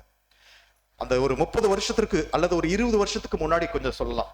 அதுலயும் ரொம்ப குறிப்பா சொல்லணும்னா ஒரு 10 வருஷத்துக்கு முன்னாடி இருந்துதான் என்ன ஆராய்ச்சி கொஞ்சம் மேற்கொள்ளப்பட்டது. ரொம்ப அதிகமா அதனுடைய அறிவு மாத்திரமே இருந்த நிலையில கடந்து போய் அது ஒரு 10 வருஷத்திற்கு முன்னாடி இருந்துதான் கொஞ்சம் என்ன ஆச்சு அப்படின்னா ரொம்ப அதிகமான ஒரு ஆராய்ச்சி கடந்து போச்சு. என்ன ஆராய்ச்சி கடந்து போச்சு அப்படின்னா ஸ்டெம் செல்ஸை குறிச்ச ஆராய்ச்சி. சோ அந்த ஸ்டெம் செல்ஸ் அது எங்க இருந்து வருது? அந்த ஸ்டெம் செல்ஸ் அப்படின்னா பாருங்க, இந்த எலும்பு இருக்கு இல்லைங்களா, அந்த எலும்பினுடைய மத்தியில அந்த கொழுப்பு போன்ற எலும்பு, அந்த மஜ்ஜை சொல்லுவாங்க இல்லைங்களா, உள்ள ஊன் இல்லைங்களா, அந்த போன் மேரோ அப்படின்னு அங்க மேல குறிக்கப்பட்டிருக்குது. நீங்க பாத்தீங்கன்னா தெரியும்.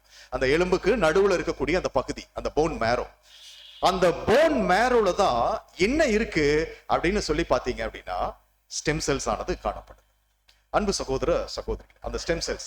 ஸோ இப்போ ரீசெண்டா தான் ஒரு 10-15 வருஷம் முன்னாடி தான் ஸ்டெம் செல் தெரபி அப்படிங்கிற விஷயம் எல்லாம் கொண்டு வந்து அதன் மூலமாக மருத்துவத்துறையில ரொம்ப அளவிட முடியாத விஷயங்களை எல்லாம் அவங்க சாத்தியப்படுத்தி கொண்டு வர்றாங்க.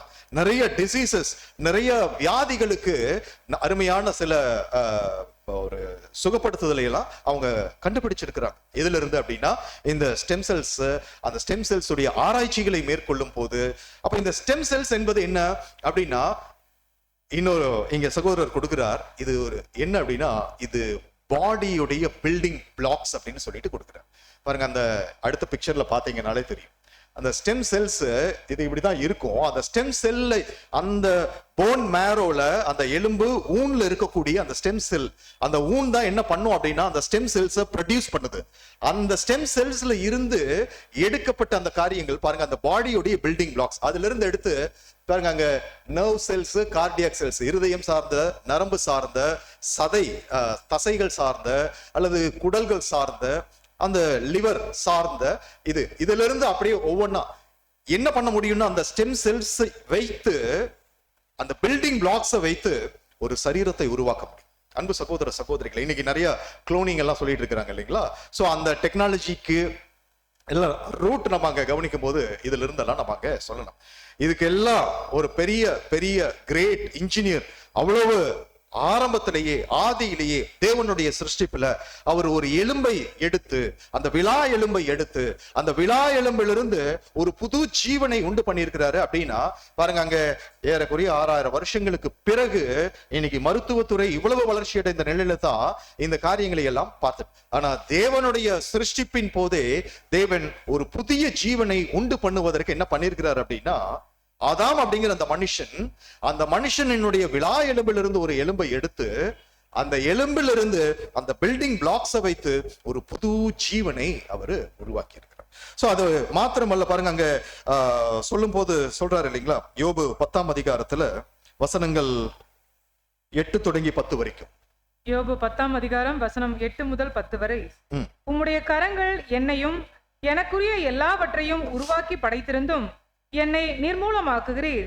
களிமண் போல என்னை உருவாக்கினீர் என்பதையும் என்னை திரும்ப தூளாக போக பண்ணுவீர் என்பதையும் நினைத்தருளும்.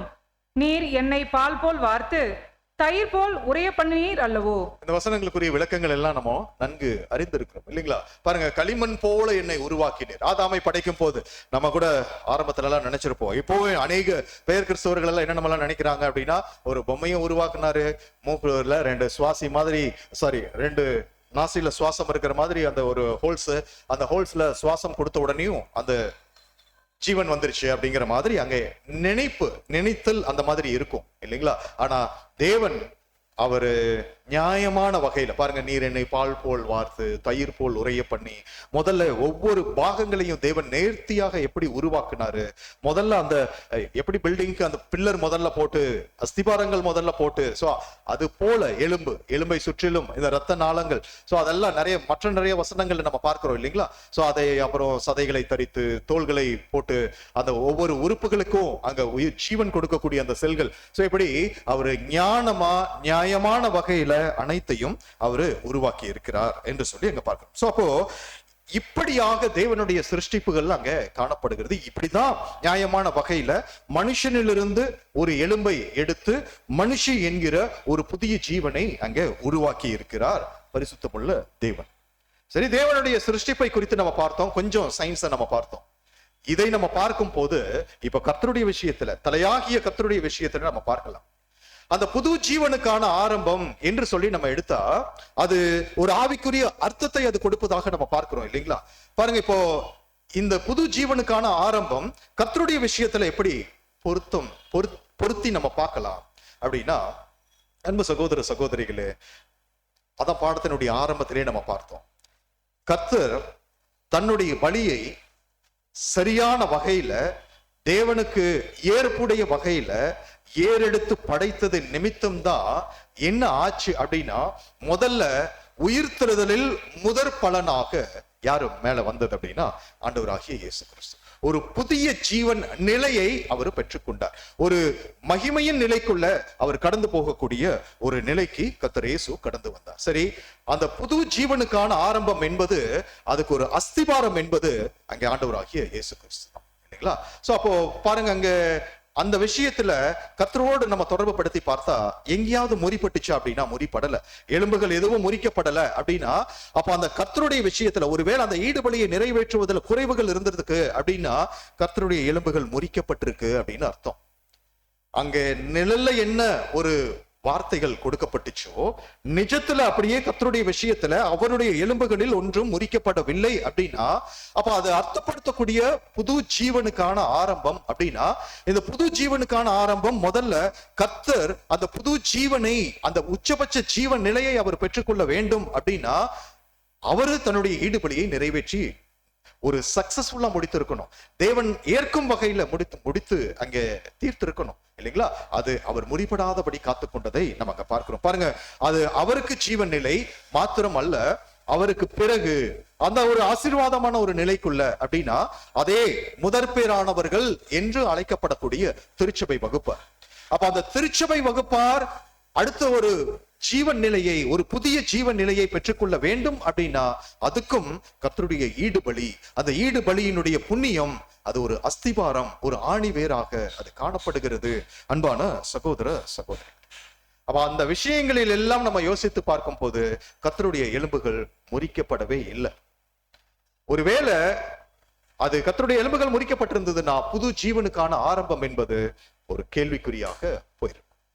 சோ அப்போ நம்ம அவைகளை நம்ம சிந்தையில நிறுத்தணும். அப்போ கர்த்தருடைய விஷயத்துல அந்த புது ஜீவனுக்கான ஆரம்பம் முறிக்கப்படவில்லை. அது அவரு தேவன் தன்னை எந்த விதத்துல எதிர்பார்த்தாரோ, அந்த பலியை நிறைவேற்றி முடிப்பதற்கு தன்னிடத்துல என்ன எதிர்பார்த்தாரோ அதை அப்படியே திருப்தி செய்தவராக பாருங்க. அதனாலதான் கடைசியில கூட அவருடைய வார்த்தை, இந்த பாத்திரம் என்னை விட்டு நீங்க கூடுமானால், அதனுடைய விளக்கங்கள் நம்ம அறிந்திருக்கோம் இல்லைங்களா? சோ நான் உங்களுடைய சித்தத்தை என்னுடைய மரண பரியந்தமும் முழுமையாக நிறைவேற்றி முடித்திருக்கிறேனா, உங்களால அங்கீகரிக்கப்படுகிற வகையில என்னுடைய பலிகளானது ஒப்பு கொடுக்கப்பட்டிருக்கிறதா என்பதை தேவனிடத்துல கேட்கிறார். ஒருவேளை அப்படி இல்லைனா, அதனாலதான் அந்த வார்த்தைகள் நம்ம அங்க கவனிக்கிறோம் அன்பு சகோதர சகோதரி. சோ அப்போ நம்ம சிந்தையில நிறுத்தி கொள்ளலாம், இந்த எலும்புகள் அது அடையாளப்படுத்தக்கூடிய அல்லது அர்த்தப்படுத்தக்கூடிய புது ஜீவனுக்கான ஆரம்பம் என்பது கர்த்தருடைய விஷயத்துல முறிக்கப்படவில்லை. சபையாகிய நாம் நம்முடைய விஷயங்கள்ல நம்ம யோசித்து பார்க்கணும். பாருங்க, அப்போ நமக்கு எப்படி இது பொருத்தம்? நம்ம அதான் ஆரம்பத்துல பார்த்தோம் பாடத்தினுடைய முன்னுரையில, தலையினுடைய பலி, சரீர அங்கங்களினுடைய பலி. தலையினுடைய பலி ரொம்ப விசேஷம். ஆனால் ஒரு சின்ன பாகம் போன்று அந்த பாவ நிவாரண நாள் பலிகள் நம்ம எடுத்தோம்னா அது காளை பலி ஒன்று, வெள்ளாட்டுக்கடா பலி ஒன்று. சோ அந்த வெள்ளாட்டுக்கடா பலி அப்படிங்கிற போது அது நம்மை சபையினுடைய பலியை அது அடையாளப்படுத்துகிறத அங்க பார்க்கணும். அப்போ சபையினுடைய பலியும் ஒரு முழுமையாக இந்த சுவிசேஷ யுகத்துல தேவன் எதிர்பார்க்கிற வகையில, தேவனால் அங்கீகரிக்கப்படுகிற வகையில அந்த திருச்சபையாருடைய பலியும் அங்கே ஒப்பு கொடுக்கப்படும் போதுதான் என்ன ஆகும் அப்படின்னா, முழு மனுக்குலத்திற்குமான அந்த புதிய ஜீவன் நிலை என்பது அது ஊர்ஜிதப்படுத்தப்படுகிறது. அன்பு சகோதரர், கர்த்தருடைய பலியே போதும். ஆனால் நம்முடைய பலி, அந்த பலியில ஒரு சின்ன ஒரு பாகம் போன்று அது நமக்கும் அங்கே வைக்கப்பட்டிருக்கிறது, அது கொடுக்கப்பட்டிருக்கிறது. அப்படின்னா அப்ப நம்முடைய பலியை நாமும் என்ன பண்ண வேண்டி இருக்குன்னா, தலையை பின்பற்றுகிறவர்களாக அந்த பலியை தேவனால் அங்கீகரிக்கப்படுகிற வகையில நம்ம ஏறெடுக்கும் போதுதான் என்ன ஆகும் அப்படின்னா, புது ஜீவனுக்கான ஆரம்பம் என்பது முழு மனுக்குலத்திற்கும் அது உறுதி செய்யப்படுகிறது. அன்பு சகோதர சகோதரி, இப்ப நம்ம யோசித்து பார்க்கலாம், அவரை பின்பற்றுகிறோம் என்று சொல்லி நம்ம கடந்து வந்துட்டோமே, இந்த ஒரு வாழ்க்கையில எவ்வளவு தூரம் அந்த எலும்புகள் அர்த்தப்படுத்தக்கூடிய புதிய ஜீவனுக்கான ஆரம்பம் என்கிற விஷயத்துல நம்மை நாம் அல்லது நம்முடைய பலிகளை நாம் காத்து கொண்டு தேவனால் அங்கீகரிக்கப்படுகிற வகையில நாம் ஒப்பு கொடுத்து கொண்டிருக்கிறோம் என்பதை நாம் நிதானிக்க வேண்டியவர்களாக இருக்கிறோம். அன்பு சகோதர சகோதரி, சோ இது ஒரு முதல் பாயிண்ட், சரிங்களா? சோ புது ஜீவனுக்கான ஆரம்பம். அதே போல பாருங்க, ஏற்ற துணை. ஏற்ற துணை அப்படின்னா அங்க சகோதரர் அங்க கொடுக்கிறாரு, இது கூட ரொம்ப அருமையா நிறைய விளக்கங்கள் அங்க கொடுக்கிறார். பாருங்க, அங்க ஆதாமை உண்டு பண்ணின தேவன், ஆதாமை உண்டு பண்ணுவதற்கு முன்பு ஊர்வன, பரப்பன, நீந்துவன அப்படிங்கிற சகல ஜீவ ஜந்துக்களையும் ராசிகளையும் ஜீவராசிகளையும் அவர் படைத்துட்டார் இல்லைங்களா? அந்த விலங்குகள் எல்லாமே இருக்குது அப்படின்னாலும் அதன் பிறகு அங்க ஆதாமை படைக்கிறார், ஆதாமையும் அங்க மண்ணினால உருவாக்கி கொண்டு வரார். அப்போ அந்த விலங்குகளினுடைய சிருஷ்டிப்பு, ஆதாமுக்கு அந்த விலங்குகள் எல்லாம் எப்படி இருந்தது நம்ம நன்கு அறிந்திருக்கிறோம். ஆதாமுக்கு கீழ்பட்டு நல்ல ஒரு எப்படி இருந்தது அப்படின்னா பாருங்க, அங்க warm, affectionate and obedient. So அப்போ ஆதாம் என்ன அவர் சொல்றதன் படி கேட்டு நடக்கக்கூடிய விலங்குகளாக அது காணப்பட்டுச்சு. சரி, அங்க விலங்குகள் மாத்திரம் தான் இருந்ததா அப்படின்னா இல்ல. தேவன் என்ன பண்ணியிருந்தாரு, ஏதேன் தோட்டத்துல இந்த மனுஷனை காப்பதற்காக தேவ தூதர்களை கொடுத்தார் இல்லைங்களா? சோ ஏஞ்சல்ஸ் அங்க இருக்கிறாங்க.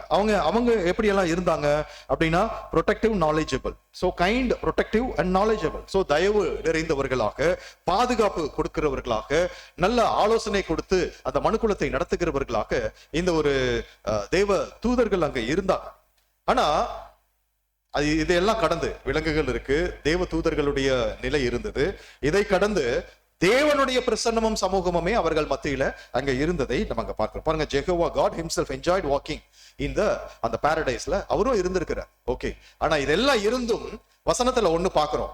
என்ன பாக்குறோம் அப்படின்னா, ஆதாமுக்கோ இன்னும் ஏற்ற துணை உருவாக்கப்படவில்லை, இல்ல அப்படிங்கிறத பார்க்கணும். அங்கே ஏஞ்சல்ஸ் இருக்கிறாங்க, அனிமல்ஸ் இருக்கு, பிளஸ் தேவனுடைய பிரசன்னம் சமூகம். ஆனா இதை நம்ம யோசித்து பார்க்கணும். ஒருவேளை ஒரு தீவுல கொண்டு போய் நம்மளை விட்டுட்டு அந்த இடத்துல வேற எந்த ஒரு மனுஷர்களுமே இல்லாம அந்த நிலையில நாம் யாரிடமும் பேச முடியாது, அதே சமயத்துல நம்மோடு பேசுவதற்கும் யாரும் இல்லை, அல்லது பரிமாறிக்கொள்ளுவதற்கோ பரஸ்பரம் நம்முடைய காரியங்களை பகிர்ந்து கொள்ளுவதற்கோ எதுவுமே இல்லை, யாருமே இல்லை அப்படின்னா எப்படி இருக்கும் அப்படிங்கறத நம்ம யோசித்து பார்க்கணும். இப்ப விலங்குகளோடு ஆதாமுடைய சம்பாஷணைகள் எப்படி இருந்திருக்கும்? விலங்குகள் பேசல இல்லைங்களா? சோ ஆனா ஆதாம் தேவனுடைய சாயலாக சிருஷ்டிக்கப்பட்ட மனுஷன். அப்படின்னா அந்த விலங்குகளை காட்டிலும் கொஞ்சம் சற்று உயர்வான ஒரு நிலை என்பதை நம்ம அங்க பார்க்கிறோம். அன்பு சகோதர சகோதரி, அப்படியாக இருக்கும் போது இவங்களுடைய பிரசன்ஸ் எல்லாம் இருந்தும் ஒரு ஏற்ற துணை இல்லை. ஆனா எப்ப ஏற்ற துணை அங்க கடந்து வந்தது அப்படின்னா, ஏவாள் என்கிற அந்த ஒரு மனுஷியை, அந்த ஆதாமினுடைய எலும்பிலிருந்து படைக்கப்பட்ட அந்த ஒரு மனுஷியை உருவாக்கினதற்கு பின்பு தேவன் சொல்றார், ஆதாமுக்கு ஏற்ற துணை உருவாக்கப்பட்டது, இது நல்லது என்று தேவன் கண்டார் அப்படிங்கிறத நம்ம அங்க பாக்குறோம். அன்பு சகோதர சகோதரி, சோ அப்போ இதுல இருந்து பாருங்க, அதான் அங்க சொல்றார் பாடம் கொடுக்கிற சகோதரர் என்ன சொல்றார் அப்படின்னா, but how precious and personal is the relationship of husband and wife. So ஒரு கணவன் ஒரு மனைவிக்கு இடையில் இருக்கக்கூடிய அந்த ஒரு பரஸ்பரமான அந்த ஒரு உணர்வு பகிர்தல்கள் அப்படிங்கிற போது அதை எவ்வளவு விலையேற பெற்றதும் எவ்வளவு ஒரு தனிப்பட்ட ஒரு நேசிக்கப்பட்ட ஒரு காரியமாக அங்கே காணப்படுகிறது. பாருங்க, அங்க தேவன் நிலை உயர்வான நிலை, தூதர்களுடைய நிலை வல்லமையில மற்ற காரியங்கள்ல உயர்வான நிலை, விலங்குகள் நிலை கீழான நிலை. ஆனா ஆதாம் அப்படிங்கிற போது இதுக்கெல்லாம் கீழான ஒரு நிலையில படைக்கப்பட்டவர், அதாவது தூதர்களை காட்டிலும் சற்று சிறியவராக படைக்கப்பட்டிருந்த ஆதாம். அப்ப இவருக்கு ஒரு ஏற்ற துணை என்கிற அதே பிளேன்ல அதே நிலையில யாரும் இல்லை அப்படின்னா, இங்கே ஏவாள் உருவாக்கப்பட்ட பிறகு அது ஒரு ஏற்ற துணை என்பதை தேவன் கண்டார். அன்பு சகோதர சகோதரிகளே, சோ அப்ப இப்படி படைக்கப்பட்ட அந்த மனுஷியை குறித்து சொல்லும் போது கூட பாருங்க, அந்த எலும்பு ஒருவேளை தலையில காணப்படக்கூடிய ஒரு எலும்பிலிருந்து எடுத்து தேவன் என்ன பண்ணிருக்கலாம், உருவாக்கி இருக்கலாம், அல்லது பாதத்துல காணப்படக்கூடிய ஒரு சின்ன எலும்புல இருந்து எடுத்து ஒரு புது ஜீவனை உருவாக்கி இருக்கலாம்.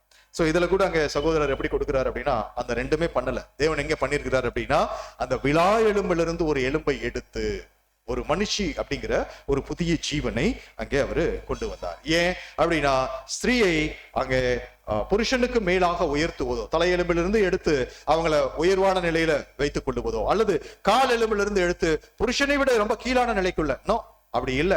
பாருங்க, இந்த எலும்பு அப்படிங்கிற போது இருதயத்தை பாதுகாக்கக்கூடிய, இந்த விலா எலும்பு அப்படிங்கிற போது இருதயத்தை பாதுகாக்கக்கூடிய சரீரத்தினுடைய மைய பகுதியில இருந்து எடுக்கப்பட்ட ஒரு எலும்புல உருவாக்கப்பட்ட ஒரு புதிய ஜீவன். அந்த ஜீவன் மனுஷி என்கிற ஒரு ஏவாளை அங்கே கொண்டு வந்ததை நம்ம அங்க பார்க்கிறோம். அந்த ஏவாள் ஆதாமுக்கு ஏற்ற துணையாக அமைந்ததை நம்ம அங்க கவனிக்கிறோம். அன்பு சகோதர சகோதரி, அப்ப அந்த ஏற்ற துணை என்கிற விஷயத்துல இப்ப நம்ம இது ஒரு அர்த்தம் அப்படின்னா, இந்த ஏற்ற துணை கர்த்தருடைய விஷயத்துல நம்ம பொருத்தி பார்க்கலாம். அவரு எந்த வகையில அவர் ஏற்ற துணையாக இருந்தார் அப்படின்னு நம்ம எடுத்தா எப்படி என்ன சொல்லலாம் பாருங்க. அங்க மணவாளன் அப்படிங்கிற விஷயம் நம்ம எடுத்தா அவர் ஏற்ற துணையா இருக்கிறாருங்களா இல்லையா? இல்லையா? அதான் விஷயத்துல நம்ம பார்க்கிறோம். அவருடைய விலா எலும்புல இருந்து எடுக்கப்பட்ட ஒரு எலும்பு இல்லைங்களா? அப்போ இங்கே மணவாளன், அப்போ இரண்டாம் ஆதாம் ஆகிய ஆண்டவராகிய இயேசு கிறிஸ்து அப்படிங்கிற போது அவரு நிச்சயமா அவர் ஒரு ஏற்ற துணை. எப்படியெல்லாம் ஏற்ற துணைன்னு நம்ம சொல்லலாம் அப்படின்னா, அவர் வந்ததும் அவர் வாழ்ந்ததும் அவர் முதற் பேரானவராக கடந்து போனதும் அதே முதற் பேரானவர்களாக அவருடைய அடிச்சுவடுகளை பின்பற்றி வரும்படியாக திருச்சபை வகுப்பாருக்கு கொடுக்க வேண்டிய அனைத்தையும் கொடுத்துட்டு போனார். அனைத்தையும் கொடுத்துட்டு போனார் என்பதை விட அனைத்தையும் கொடுத்து அந்த யுகம் முழுவதுமாக அவர் என்ன செய்தார் அப்படின்னா, ஏற்ற துணையாக இருந்து காத்து வழி நடத்துகிறவராகவே இருந்து. அதனாலதான் மத்திய 28 சொல்லப்பட்ட அவர் கர்த்தருடைய வார்த்தைகள் இருந்து, இதோ யுகத்தின் முடிவு பரியந்தம் சகல நாட்களிலும் நான் உங்களுடனே கூட இருக்கிறேன். பாருங்க, அங்க உடன்படிக்கை வாழ்க்கைக்குள்ள வருகிறவர்களுக்கு இயல்பா நம்ம சொல்லக்கூடிய அந்த ஒரு வார்த்தைகள் என்ன? உடன்படிக்கை வாழ்க்கை அப்படிங்கிற போது அது ஒரு பாடு நிறைந்த வாழ்க்கை. சோ அநேக உபத்திரவங்களின் வழியாகத்தான் நம்ம ராஜ்யத்திற்குள் பிரவேசிக்க வேண்டும். இதையெல்லாம் இந்த உபத்திரவங்கள் தான் நம்மை பூரணப்பட, இதெல்லாம் இருக்கு. ஆனா வாப்பா, உடன்படிக்கை செய்யி, உபத்திரவங்களை அனுபவி, நீ உனக்காக நியமிக்கப்பட்டிருக்கிற ராஜ்யத்திற்குள்ள போய்க்கோ. தேவன் இப்படி விடல. கர்த்தர் இயேசுவும் அப்படி விடல. அன்பு சகோதர சகோதரிகளை, அப்ப அவங்க என்ன பண்ணியிருந்தாரு அப்படின்னா, அவங்க கர்த்தர் மூலமாக எல்லா விஷயங்களையும் பாருங்க. ஒரு மனுஷனை படைக்கும் போது, மனுஷனை படைப்பதற்கு முன்பதாக மனுஷனுக்கு என்னென்னலாம் அடிப்படை தேவைகள் வேண்டுமோ அது அத்தனையும் தேவன் முதலாவது சிருஷ்டிக்கிறார் இல்லைங்களா? அதன் பிறகுதான் என்ன பண்றாருன்னா மனுஷனை கொண்டு வர. அதே போல இங்கே நம்ம கவனம் கொடுத்து பார்த்தோமானால், கர்த்தராகிய இயேசு கிறிஸ்து மூலமாக சுவிசேஷ யுக சபை முழுவதும் வழிநடத்தப்படணும் அப்படின்னா, இந்த 2000 வருஷமா வழிநடத்தப்பட்டு கொண்டு இருக்குதே, எப்படி வழிநடத்தப்பட்டு கொண்டு இருக்கிறது அப்படின்னு நம்ம ஒரு கணம் யோசித்து பார்த்தா பாருங்க, அங்க கர்த்தர் சொன்ன அந்த வார்த்தை, யுகத்தின் முடிவு பரியந்தமும் நான் உங்களுடனே கூட இருக்கிறேன் அப்படின்ற அந்த வார்த்தையில அவர் எப்படி ஒரு மணவாளனாக, ஒரு ஏற்ற துணையாக அவர் செயல்பட்டார் என்பது நமக்கு தெரியும். பாருங்க, அந்த உடன்படிக்கை வாழ்க்கைக்குள்ள அதான் வந்துட்டு நீயே ஓடிக்கோ, நீயே முடிச்சுக்கோ, அந்த ஒரு உடன்படிக்கை வாழ்க்கை அல்லது அந்த நெருக்கத்தின் பாதையில நீ கடந்து வரும்போது பள்ளங்கள் இருக்கும், மேடுகள் இருக்கும், குழிகள் இருக்கும், அல்லது முள்ளுகள் இருக்கும். சோ இது எல்லாவற்றையும் நீ என்ன பண்ணணும்னா சகிச்சு உனக்காக நியமிக்கப்பட்டிருக்கிற இலக்கை நீ போய் அடைந்து கொள். கர்த்தர் அப்படி விட்டுடல. அன்பு சகோதர சகோதரிகள், அவர் சொன்ன அந்த வாக்கு தத்துவம், நான் யுகத்தின் முடிவு பரியந்தம் நான் உங்களுடனே கூட இருக்கிறேன் அப்படின்னு சொல்லி அவர் சொன்னாருன்னா, இன்னுமெல்லாம் ஸ்லாக்கியங்கள் கொடுத்து ஏற்ற துணையாக ஒரு உண்மையான மணவாளனாக அவர் நமக்கு செயல்பட்டு கொண்டிருக்கிறார், செயல்பட்டு கொண்டிருக்கிறார் என்று நம்ம கொஞ்சம் சிந்தித்து பார்த்தா, அன்பு சகோதர சகோதரிகளே, அந்த ஒரு உடன்படிக்கை வாழ்க்கைக்குள்ள வருவதற்கு முன்பதாக இருந்தே அவருடைய பாதுகாப்பானது, அவருடைய வழிநடத்துதலானது ஆரம்பிச்சிருச்சு இல்லைங்களா? பாருங்க, அடிப்படை சத்தியங்களை கொடுக்கிறார். அடிப்படை சத்தியங்களை கொடுத்து அதனால உணர்வு பெற்று ஒரு வெளிச்சமூட்டப்பட்ட பிள்ளைகளாக உடன்படிக்கை செய்கிறவர்களாக நம்ம கடந்து வருகிறோம். அப்ப உடன்படிக்கை செய்யும் போது தேவன் நம்ம எப்படியாக பார்க்கிறார்? நீதிமான் என்று கருதப்படுகிற அந்த டென்டேட்டிவ் ஜஸ்டிபிகேஷனுக்குள்ள தேவன் நம்மை அங்க கொண்டு வருகிறார். சரி, இந்த பாருங்க, அந்த அடிப்படை சத்தியம் கொடுத்தார், பிறகு நீதிமான் என்று கருதப்படுகிற ஒரு நிலையை கொடுக்கிறார். இந்த நீதிமான் என்று கருதப்படுகிற நிலையை வைத்துதான் நம்ம என்ன செய்ய முடியும் அப்படின்னா, தேவனோடு தொடர்பு கொள்ளக்கூடிய ஜெபிக்கிற ஸ்லாக்கியத்தை தேவன் நமக்கு கொடுக்கிறார். இது இன்னைக்கு எத்தனை பேர்த்துக்கு இருக்கு அப்படின்னா, நிறைய பேர்த்துக்கு இல்லை. ஆனா நிறைய பேர் கிறிஸ்தவர்கள் ஜெபிக்கிறாங்க, ஆனா அவர்களுடைய ஜெபம் எந்த அளவுக்கு கேட்கப்படும் என்பது நம்ம அறிந்திருக்கிறோம். ஆனா நீதிமான் என்று கருதப்படுகிற நிலையில இருந்து கர்த்தருடைய ஈடுபலியின் புண்ணியங்களினால மூடப்பட்டவர்களாக நாம் ஜெபிக்கும் போது நம்முடைய ஜெபத்தை தேவன் கவனித்து கேட்கிறார். அன்பு சகோதர சகோதரி, அப்ப இந்த ஜெபிக்கிற ஸ்லாக்கியத்தை அங்கே கொடுத்திருக்கிறார். பரிசுத்தமான தூதர்களை பாதுகாவலுக்காக தேவன் நமக்கு வாக்குத்தத்தம் பண்ணி இருக்கிறார். வாக்குத்தத்த வார்த்தைகள்ல நம்ம படிக்கிறோம். சகோதர ஐக்கியத்தை கொடுத்திருக்கிறார், பரிசுத்த ஆவியை கொடுக்கிறார், சோ ஏற்ற கால சத்தியங்களை கொடுக்கிறார். இப்படி அன்பு சகோதர சகோதரிகளே, எத்தனை ஸ்லாக்கியங்கள். இந்த ஸ்லாக்கியங்கள் எல்லாம் மாம்சீக இஸ்ரேல் ஜனங்களுக்கு சொல்லும் போது சொல்றாரு இல்லையா? ரோமர் 9ஆம் அதிகாரத்துல சொல்லுவார், அவர்கள் இஸ்ரேலரே அப்படின்னு சொல்லிட்டு புத்திர ஸ்வீகாரமும் தேவாராதனை முறைமைகளும் நியாய பிரமாணங்களும், சோ இது எல்லாம் அவங்களுக்கு அந்த வாக்கு தத்துவத்தின்படி கர்த்தர் இயேசுவும் அவர்களில் வந்தாரே அப்படின்னு அந்த மாம்சீக இஸ்ரேல் ஜனங்களை விசேஷமா தெரிந்து கொண்டார். நிழல்ல தெரிந்து கொண்டு அவர்களை அப்படியே விட்டுடல. அவர்களுக்கு என்னென்னமெல்லாம் சலுகைகள், என்னென்னமெல்லாம் பிரிவிலேஜஸ் கொடுக்கணுமோ அது எல்லாவற்றையும் கொடுத்து அவர்களை வழிநடத்திட்டு வந்தார். அதெல்லாம் கொடுத்தும் அவர்கள் புறம் தள்ளினதை நம்ம அங்க பார்க்கிறோம். ஆனா தேவன் கர்த்தர் மூலமாக நமக்கு அவர்களை காட்டிலும் விசேஷித்த நன்மையானவைகளை, ஆசீர்வாதமானவைகளை கர்த்தர் மூலமாக, கர்த்தரை ஏற்ற துணையாக வைத்து நமக்கு அவர் ப்ரொவைட் பண்ணிட்டு இருக்கார். அன்பு சகோதர சகோதரி, அப்படியாக கொடுக்கப்பட்ட இந்த ஸ்லாக்கியங்கள், பட்டியலிடப்பட்ட இந்த ஸ்லாக்கியங்கள் அப்படின்னா, நிழல்ல இருக்கக்கூடிய அந்த மாம்சீக இஸ்ரேல் ஜனங்களை விட நமக்கு தேவன் கொடுத்துட்ட ஆசீர்வாதங்கள் என்பது அதிகம்.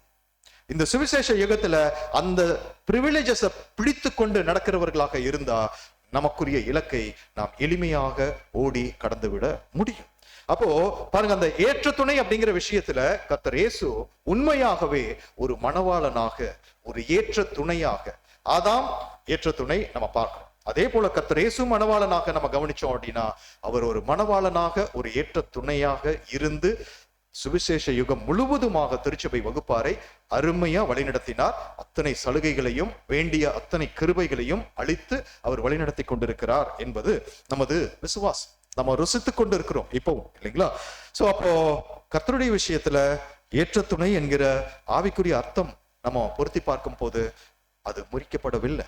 அவர் ஏற்ற துணை அப்படிங்கிற நிலையில அவர் அருமையான அவருடைய செயல்பாடுகள், அவருடைய ஆதரவுகள், அவருடைய பராமரிப்புகள், அவருடைய போஷிப்புகள் திருச்சபை வகுப்பாராகிய நமக்கு போதும் என்பதற்கும் மேலாக தேவன் நமக்கு அங்கே கொடுத்திருக்கிறார்.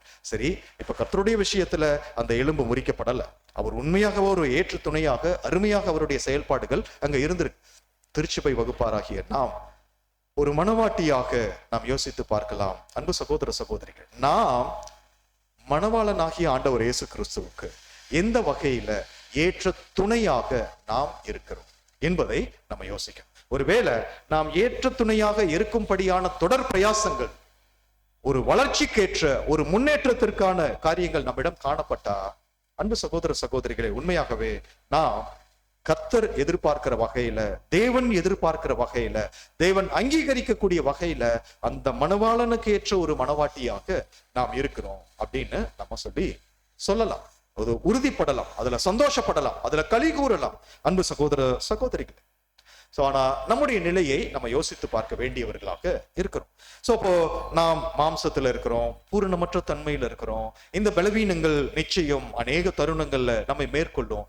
ஆனாலும் நம்ம என்ன செய்ய வேண்டி இருக்குன்னா, அந்த எலும்புகளானது முறிபடாதபடி, அல்லது நாம் மணவாளனுக்கு ஏற்ற மணவாட்டியாக நம்மை காத்துக் கொள்வதற்கு நாம் என்னென்ன செய்ய வேண்டுமோ அவைகளை செய்ய வேண்டியவர்களாக நாம் காணப்படுகிறோம். அன்பான சகோதர சகோதரி, இது அந்த ஒரு முதல் ஒரு வசன பகுதியிலிருந்து நம்ம கற்றுக்கொள்ளக்கூடிய காரியம். ஒண்ணு நம்ம பார்த்தோம், புது ஜீவனுக்கான ஆரம்பம். அது கர்த்தருடைய விஷயத்துல ரொம்ப அருமையா அங்க பொருந்தினதை பார்க்கிறோம். புது ஜீவனுக்கான ஆரம்பம், அவர் தன்னுடைய பலியை சக்சஸ்ஃபுல்லா நிறைவேற்றதுனால அவருக்கும் சரி, திருச்சபை வகுப்பாருக்கும் சரி, முழு மனுக்குலத்திற்கும் சரி, புது ஜீவனுக்கான ஆரம்பத்தை உறுதிப்படுத்தினவராக இருந்தார். நம்முடைய விஷயத்துல உறுதிப்படுத்துகிறவர்களாக இருக்கணும்னா, நம்முடைய ஓட்டத்தை நிறைவு செய்யும்படியான அல்லது நம்முடைய அழைப்பையும் தெரிந்து கொள்ளுதலையும் உறுதிப்படுத்தும்படியான கிரியைகளில், தொடர் வளர்ச்சிகளில், தொடர் முன்னேற்றங்களில் நாம் காணப்பட வேண்டும். அன்பு சகோதர சகோதரி, புது ஜீவனுக்கான ஆரம்பம். இரண்டாவது, இந்த நம்ம கவனிச்ச அந்த ஏற்ற துணை. அந்த ஏற்ற துணை அப்படிங்கிற போது கர்த்தர் விஷயத்துல ரொம்ப அருமையா ஏற்ற துணையாக அவர் இருந்து செயல்பட்டு கொண்டே இருக்கிறார். இப்ப வரையிலும் அவருக்கு ஏற்ற துணையாக நம்முடைய செயல்பாடுகள் எப்படி, அது நம்ம சீர்தூக்கி பார்க்க வேண்டியவர்களாக இருக்கிறோம். அன்பு சகோதர சகோதரிகள், பாருங்க, இப்போ இங்க சொல்லிட்டுதான், healthy blood requires healthy bones. ஆரோக்கியமான ரத்தம் இருக்கணும்னா ஆரோக்கியமான எலும்புகள் அவசியம். அதான் அங்க சொல்றார், போன்ஸ் பிரிங் லைஃப். அப்போ அது ஜீவனை அது கொண்டு வருகிறது. அப்போ இதெல்லாம் தான் நம்ம இந்த பார்த்த புது ஜீவனுக்கான ஆரம்பம் மற்றும் அந்த ஏற்ற துணை என்கிற விஷயத்துல நம்ம அங்க கவனிக்கிறோம். அன்பான சகோதர சகோதரி, சரி, இது ஒரு முதலாவது ஒரு வசன பகுதியிலிருந்து கற்றுக்கொள்ளக்கூடிய ஒரு ஆவிக்குரிய கருத்து. இரண்டாவது வசன பகுதிக்குள்ள கடந்து வரலாம். நிறைய எலும்புகள் குறித்து நம்ம வசனங்கள் இருக்கு, சங்கீதங்களின் புஸ்தகத்திலே நிறைய சொல்லலாம். ஆனா நம்ம பாடத்துல இங்க நம்ம கவனிக்கும் போது எசேக்கியேல் 37வது அதிகாரத்துல 11வது வசனம் மாத்திரம் நம்ம எடுக்கலாம். 37வது அதிகாரத்தினுடைய சிறப்பு நம்ம அறிந்திருக்கிறோம் இல்லைங்களா? உலர்ந்த எலும்புகள் நிறைந்த பள்ளத்தாக்கு. இது இஸ்ரேல் தீர்க்க தரிசனம் பாடத்துல, அடிப்படை பாடத்துல நம்ம பார்த்த பாடம். அந்த பாடத்திலிருந்து நமக்கு என்ன ஒரு படிப்பினை? அன்பு சகோதர சகோதரி, பாருங்க, அங்க எசேக்கியேல் 37ஆம் அதிகாரத்துல 11வது வசனம் மாத்திரம் நம்ம வாசிக்கலாம். எசேக்கியேல் 37ஆம் அதிகாரம் 11ஆம் வசனம். அப்பொழுது அவர் என்னை நோக்கி, மனுப்புத்திரனே, இந்த எலும்புகள் இஸ்ரவேல் வம்சத்தார் அனைவருமே, இதோ அவர்கள் எங்கள் எலும்புகள் உலர்ந்து போயிற்று, எங்கள் நம்பிக்கை அற்று போயிற்று, நாங்கள் அறுப்புண்டு போகிறோம் என்கிறார்கள். இந்த ஒரு வசன பகுதியிலிருந்து இன்னொரு அர்த்தம் நம்ம எடுக்கலாம். பாருங்க, முதல் வசன பகுதி நம்ம பார்த்தோம், அதுல புது ஜீவனுக்கான ஆரம்பம் ஒரு அர்த்தம் எடுத்தோம். இரண்டாவது, ஏற்ற துணை அப்படிங்கிற ஒரு அர்த்தம் நம்ம எடுத்தோம். இந்த வசன பகுதியிலிருந்து என்ன ஒரு அர்த்தம் நம்ம எடுக்கலாம்? விசுவாசம். ஓகே, இன்னும் ரொம்ப இதா சொல்லணும்னா, அந்த வசனத்திலே அந்த வார்த்தை இருக்கு, நம்பிக்கை.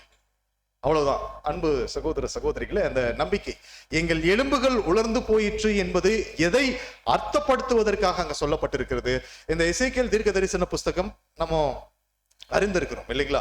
சோ அது எப்படியாக அது கொடுக்கப்பட்டிருக்கிறது, பதிவு செய்யப்பட்டிருக்கிறது, அதுல இருக்கக்கூடிய விளக்கங்களை நம்ம நேரடியாக அர்த்தப்படுத்திக் கொள்ளலாமா, அது எந்த வகையில போய் நம்ம புரிந்து கொள்ள வேண்டும், இதெல்லாம் அடிப்படை பாடங்கள்லயே நம்ம பார்த்து கடந்து வந்துட்டோம். அப்படிங்கிற போது இந்த எலும்புகள் உலர்ந்து போயிற்று, எங்கள் நம்பிக்கை அற்று போயிற்று அப்படின்னா, இங்க இந்த எலும்புகள் என்ன ஒரு அர்த்தத்தை அது கொடுக்கிறது அப்படின்னா நம்பிக்கை. சோ நம்ம சொல்லலாம் விசுவாசம் அப்படிங்கிற வார்த்தையும் நம்ம அங்க சொல்லலாம். சோ பாருங்க, அந்த நம்பிக்கை அப்படிங்கிற அந்த ஒரு ஆவிக்குரிய அர்த்தத்தை அது கொடுக்கிறத நம்ம அங்க பார்க்கிறோம். அன்பு சகோதர சகோதரி, சரி, இந்த வசன பகுதிகள் நம்ம கொஞ்சம் சிந்தித்து பார்க்கும் போது இதனுடைய பின்னணி நிழல்ல இங்க எசேக்கியேல் அவர்கள் பதிவு செய்யும் போது இதனுடைய விளக்கங்கள் நம்ம போய் கவனித்து பார்த்தோமானால் பாருங்க, இஸ்ரேல் ஜனங்களினுடைய நிலை எப்படிப்பட்டதாக இருந்தது, ஏன் அவங்க எலும்புகள் நிறைந்த பள்ளத்தாக்கு, இந்த உலர்ந்த எலும்புகள் நிறைந்த இந்த பள்ளத்தாக்குல அதற்கு இணையாக இஸ்ரேல் ஜனங்களை ஏன் சொல்லப்படணும் அப்படின்னா, அவர்களுடைய நிலை இப்ப எப்படி போயிருச்சு அப்படின்னு நம்ம அந்த 5ஆம் உலக பேரரசு பாடத்துல பார்த்த விஷயங்கள் எல்லாம் நம்ம நினைவுபடுத்தி கொள்ளலாம் இல்லைங்களா? பாருங்க, அந்த 5ஆம் உலக பேரரசுல முதல் பேரரசாக, முதல் சாம்ராஜ்யமாக பாபிலோன் அப்படிங்கிற அந்த ஒரு சாம்ராஜ்யம் உருவாவதற்கு முன்பே ரொம்ப விசேஷித்திருந்த ஒரு ராஜ்யம் என்னதுங்க? அசீரியா இல்லைங்களா? சோ அசீரியா அந்த ராஜ்யம் ரொம்ப விசேஷமா அங்க காணப்பட்டது. பாருங்க, நீங்க எரேமியா 50வது அதிகாரம் 17வது வசனம் வாசிக்கலாம். எரேமியா 50:17. எரேமியா 50ஆம் அதிகாரம் வசனம் 17. இஸ்ரேல் தெறிக்கப்பட்டு போன ஆடு, சிங்கங்கள் அதை துரத்தின. முதலில் அசிரிய ராஜா அதை பட்சித்தான், கடைசியில் பாபிலோன் ராஜாவாகிய இந்த நேபுகாத் நேச்சார் அதன் எலும்புகளை முறித்தான். பாருங்க அன்பு சகோதர சகோதரிகளே, இந்த வசனம் நம்ம தியானம் செய்து கொண்டிருக்கிற இந்த பாடத்துக்கு ரொம்ப அருமையா பொருத்தமா வர்றதை அங்க பாக்குறோம். அப்போ மாம்சீக இஸ்ரேல் ஜனங்கள் எப்படிப்பட்ட ஒரு நிலையில அவங்க இருந்திருக்கிறாங்க, ஏன் தேவன் அப்படியாக அவர்களை அனுமதித்தார், பின்னணி எல்லாம் நம்ம நிறைய அறிந்திருக்கிறோம். விக்கிரக ஆராதனை, தேவனுக்கு இருக்காத விஷயங்கள், பின்னிட்டு விழுந்து போகக்கூடிய விஷயங்கள், முரட்டாட்டம், வணங்கா கழுத்து, இதெல்லாம் நம்ம நிறைய இஸ்ரேல் கழுத்து பார்க்கிறோம். சோ அதனாலதான் அங்க சொல்லப்படுது, இஸ்ரேல் தெரிபட்டு போன ஆடு, சிங்கங்கள் அதை துரத்தின. முதல்ல அந்த அசீரிய ராஜா, சரிங்களா, அந்த அசீரிய ராஜா அதை பட்சித்தான். கடைசியில் பாபிலோன் ராஜாவாகிய நேபுகாத் நேச்சார் அதனுடைய எலும்புகளை முறித்தான். சோ அப்போ இந்த நிலையில நம்ம பார்க்கிறோம், இங்கே இஸ்ரேல் ஜனங்கள் அந்த நிழல்ல இஸ்ரேல் ஜனங்களினுடைய நிலை நம்ம யோசித்து பார்க்கும் போது ஒரு தெரிபட்டு போன ஆடு போலதான், ஒரு சிதறுண்டு போன ஒரு நிலை தான் அங்கே கவனிக்கிறோம். பாருங்க, அப்போ அந்த பாபிலோன் சாம்ராஜ்யம் ஆரம்பித்த காலம் தொடங்கி என்ன ஒரு காலம் ஆரம்பித்ததுன்னு சொல்லி நம்ம பார்த்திருக்கிறோம்.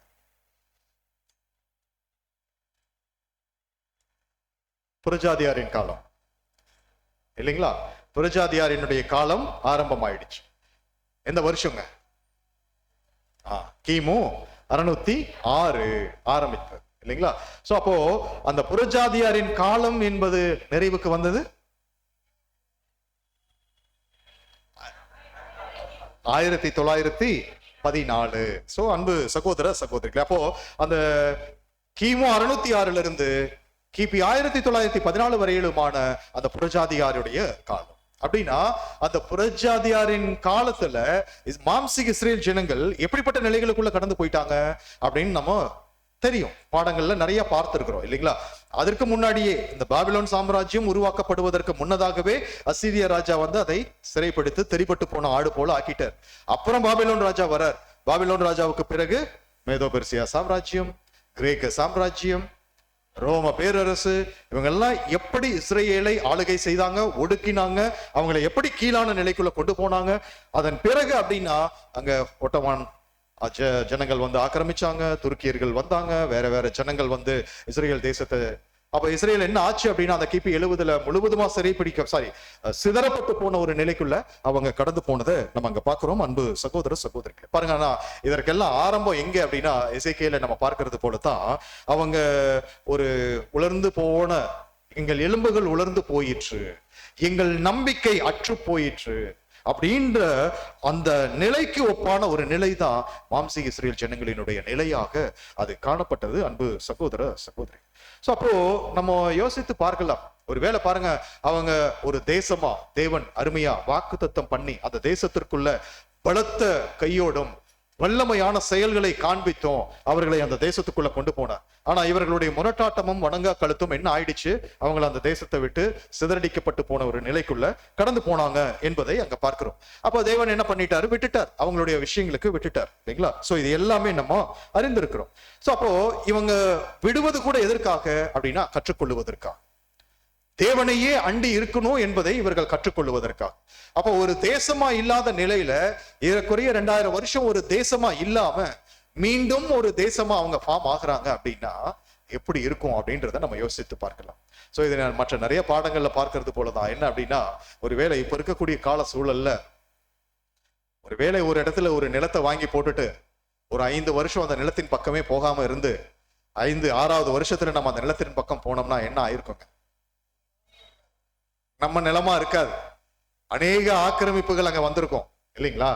உதாரணத்திற்கு ரொம்ப இயல்பா ரொம்ப எளிமையா இந்த கால பகுதியில நம்ம பொருத்தி பார்க்கும் போது 5 வருஷம் கூட வேண்டாம், ஒரு 2 வருஷம் 3 வருஷம் குறைஞ்சபட்ச வருஷங்கள் போட்டாலே அந்த பகுதிக்கு நம்ம திரும்பி போகவே இல்லை. ஆனா திரும்பி போறோம் அப்படின்னா அந்த நிலம் மற்றவர்களால் ஆக்கிரமிக்கப்பட்டிருக்கும். அந்த நிலத்திற்கு என்னென்னலாம் ஃபேக் டாக்குமெண்ட்ஸ் கிரியேட் பண்ணணுமோ எல்லாம் கிரியேட் பண்ணி தங்களுடைய பெயர்கள்ல பதிவு பண்ணி அங்க வச்சிருப்பாங்க. அப்புறம் கேஸை சந்திக்கணும், பல வருஷங்கள் அதோடும் பல பிரச்சனைகள் சந்திக்கணும் இல்லையா. ஆனால் மாம்சீக இஸ்ரேல் ஜனங்களினுடைய விஷயத்துல நம்ம யோசித்து பார்க்கலாம். கிட்டத்தட்ட அதான் 1900 வருஷங்களுக்கு மேற்பட்ட வருஷம் ஒரு தேசமா இல்லாம தேசத்து ஜனங்கள் சிதறுண்டு போன ஒரு நிலையில மீண்டும் அவங்க ஒன்று கூட்டப்படுறாங்கன்னா தேவனுடைய வல்லமையான கரம் என்பது அவர்களோடு எப்படியாக செயல்பட்டு இருக்கிறது என்பதை நம்ம நன்கு உணர்ந்து கொள்ள முடியும். அன்பு சகோதர சகோதரிகளே, அவர்கள் உணர்றாங்களோ இல்லையோ, இஸ்ரேல் ஜனங்கள் அவர்கள் உணர்ந்து கொள்வதற்கு தேவன் ஒரு காலத்தை வைத்திருக்கிறார். ஆனா ஆவிக்குரியவற்றை பார்க்கும்படியான கண்களை திறந்து கொடுத்திருக்கக்கூடிய தேவன் அந்த விசேஷித்த காரியங்களை, தேவனுடைய வல்லமையான செயல்களை எல்லாம் நமக்கு கொடுத்து, இதெல்லாம் ஏன் நமக்கு கொடுக்கிறார் அப்படின்னா நம்பிக்கையில் உறுதிப்படும்படியான ஒரு ஜனங்களாய் நாம் இருக்க வேண்டும் என்கிற ஒரு நிலை அது கொடுக்கப்படுவதற்காகவே தேவன் இவைகளை எல்லாம் நமக்கு அந்த பொக்கிஷங்களையும் அந்த மறைபொருள்களையும் அந்த ரகசியங்களையும் நமக்கு வெளிப்படுத்தி கொண்டிருக்கிறார். அன்பான சகோதர சகோதரி, சோ பாருங்க, அப்போ அந்த நம்பிக்கை, அப்ப இஸ்ரேல் ஜனங்கள் எப்படிப்பட்ட ஒரு நிலையில் இருந்தாங்க அப்படின்னா நம்பிக்கை அற்றுப்போன ஒரு நிலை. கர்த்தரை நம்ம பார்க்கும் போது அவருக்கு தெரியும், அவரு வந்தார், அவர் 33 வருஷம் உயிர் வாழணும், தானியேல் தீர்க்க தரிசனத்துல சொல்லப்பட்டிருக்குது. அப்ப அந்த வாரம் பாதி போகும் போது அந்த காலங்கள் வேலைகள் அவருக்கு தெரியும். ஏற்ற வேலை வராத போது ஏற்ற வேலை இல்லை அப்படின்னு சொல்லி அவர் மறைந்து போனார், அவர் தவிர்த்துட்டு போனார்.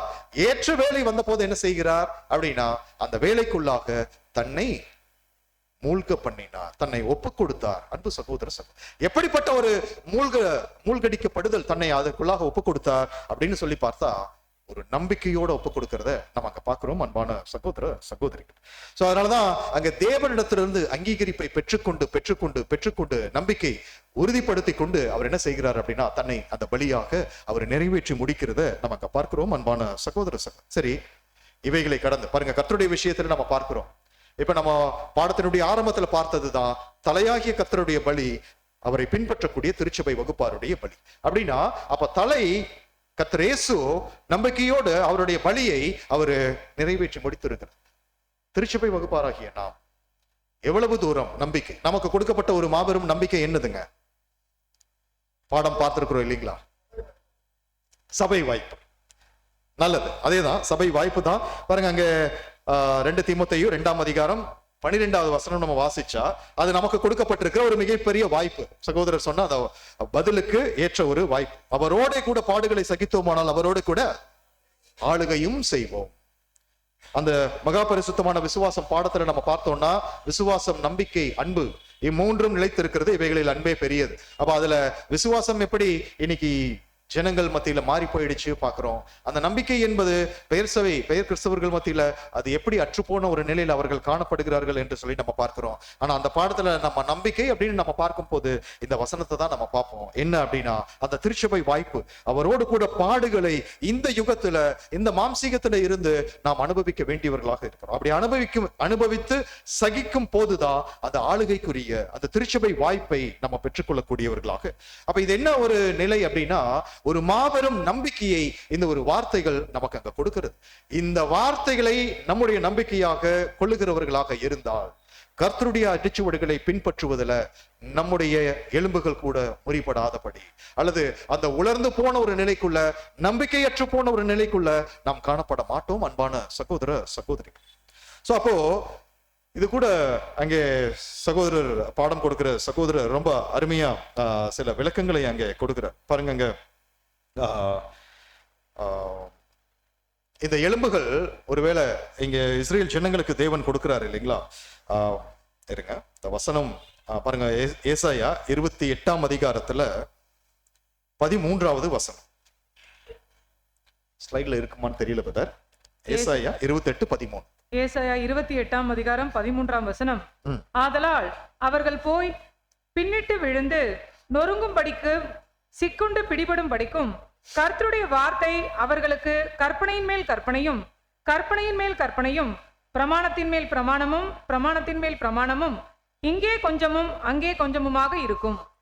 அன்பு சகோதர சகோதரிகளே, இந்த வசனங்களுக்குரிய விளக்கங்கள் இதுவும் நம்ம அடிப்படை வேத பாடங்கள்லயே நம்ம கற்று வந்திருக்கோம் இல்லைங்களா? அவர்கள் போய் பின்னிட்டு விழுந்து நொறுங்கும்படி, இது நம்ம கொஞ்சம் சிந்தித்து பார்க்கலாம். ஒருவேளை நம்ம முன்னாடி விழுகிறோம்னு வைங்க, எப்படி இருக்கும்? நடந்துட்டு இருக்கிறோம், ஒரு கல்லு தடுக்கி விடுது, ஒரு முன்னாடி விழுகிறோம் அப்படின்னா என்ன பண்ணுவோம்? உடனே இல்ல, ஒரு கரங்களை கொண்டு அப்படியே முன்னாடி பெரிய அடி விழாத அளவுக்கு அல்லது கொஞ்சம் சேஃபா இருக்கும் இல்லைங்களா? இதே பின்னாடி விழுகிறோம்னு வைங்க, எப்படி இருக்கும்? ஒரு பாதுகாப்பே இல்லை இல்லைங்களா? அதுதான் இங்க நம்ம பார்க்கிறோம். அதனால அவர்கள் போய் பின்னிட்டு விழுந்து நொழுங்கும்படி. இப்ப இஸ்ரேல் ஜனங்கள் அவர்களுக்கு கொடுக்கப்பட்ட அந்த ஸ்லாக்கியங்களை எல்லாம் என்ன பண்றாங்க? அவங்களுக்கு கொடுக்கப்பட்ட அந்த வாய்ப்புகளை எல்லாம் என்ன பண்ணிட்டாங்கன்னா, ஒரு துச்சமா எண்ணுவதும் அந்த முரட்டாட்டம் பண்ணுவதும். சோ அவங்க ஒரு பின்னிட்டு விழுந்து நொறுங்கும்படி. இப்ப நமக்கு இந்த வார்த்தைகள் எப்படி கொடுக்க, இது நிழல்ல நம்ம பொருத்தி பார்க்கிறோம். நமக்கு நம்ம பொருத்தி பார்க்கும் போது உபதேசங்கள்ல, சத்தியங்கள்ல நாம் எவ்வளவு தூரம் பாருங்க, அவர்களுக்கு கற்பனையின் மேல் கற்பனையும் பிரமாணத்தின் மேல் பிரமாணமும் அப்படிங்கிற போது தேவன் வசனங்களாக வைத்திருக்கிறார் பழைய ஏற்பாட்டுல புதிய ஏற்பாட்டுல. அதே போல வசனங்களின் பேரிலான உபதேசங்களை தேவன் வைத்திருக்கிறார் பழைய ஏற்பாட்டிலையும் புதிய ஏற்பாட்டிலையும். இப்படி கொடுக்கப்பட்டிருக்கிற அந்த வசனங்கள் பேர்லையும் உபதேசங்களின் பேர்லையும் எவ்வளவு தூரம் நாம் நம்பிக்கையோடு ஓடுகிறவர்களா? ஒருவேளை அதிலிருந்து வழி விலகுகிறவர்களாக இருந்தால் நாம் பின்னிட்டு விழுந்து நொறுங்கும்படியான ஒரு நிலைக்குள்ள நம்ம கடந்து போயிடுவோம். அன்பு சகோதர சகோதரிகளே, இது நிழலான இஸ்ரேல் ஜனங்களுக்கு அது அப்படியே நிழல்ல நம்ம பொருத்தி பார்க்கலாம். ஆவிக்குரிய இஸ்ரேலர்களாகிய நமக்கு நம்ம பொருத்தி பார்க்கலாம். அதே போல கர்த்தருடைய வாழ்க்கையில நம்ம பொருத்தி பார்க்கும் போது அவரு நம்பிக்கையோடு அவருடைய அந்த ஒரு ஓட்டத்தை அங்க நிறைவு செய்தார் என்று சொல்லி நம்ம பார்க்கிறோம். அன்பான சகோதர சகோதரிகள், இப்போ நமக்கு அந்த ஒரு நம்பிக்கை, அவரோடு கூட பாடுகள் பட்டால் அவரோடு கூட ஆளுகையும் செய்வோம் அப்படிங்கிற நம்பிக்கையை தேவன் கொடுத்துட்டாரு. அந்த நம்பிக்கை என்கிற அந்த வாக்கு தத்துவத்தை பிடித்துக் கொண்டவர்களாக ஒரு வாழ்க்கையை சரிவர கட்டமைத்துக் கொள்ளுகிறவர்களாக இருந்தா நாம் நம்முடைய அழைப்பை தெரிந்து கொள்வதை உறுதிப்படுத்த முடியும். நம்முடைய எலும்புகள் முறிபடாதபடி அல்லது அந்த எலும்புகள் உலர்ந்து போகாதபடி, அந்த நம்பிக்கை அற்று போகாத ஒரு நிலைக்குள்ள மிகுந்த நம்பிக்கையோடு நாமும் அங்கே நமக்கு கொடுக்கப்பட்ட அழைப்பை தெரிந்து கொள்வதை உறுதிப்படுத்த முடியும் என்பதை நம்ம அங்க பார்க்கிறோம். அன்பு சகோதர சகோதரிகள், சரி, நேரம் கடந்து போறதுனால நான் சில விஷயங்கள் கடந்து துரிதமா நம்ம வரலாம். பாருங்க, இது 2வது வசன பகுதியினுடைய சில விளக்கங்கள் நம்ம பார்த்தோம். இந்த 2வது வசன பகுதிகளிலேயே நம்ம பார்க்கும் போது பாருங்க, அங்க இஸ்ரேல் மாம்சிக இஸ்ரேல் ஜனங்கள்ல யோசேப்பு கடந்து வந்தார் இல்லைங்களா? அந்த யோசேப்பு கடந்து வந்து தன்னுடைய மரணத்தின் போது தன்னுடைய குமாரர்கள் கிட்ட என்ன சொல்லி கேட்டுக்கிட்டாருங்க?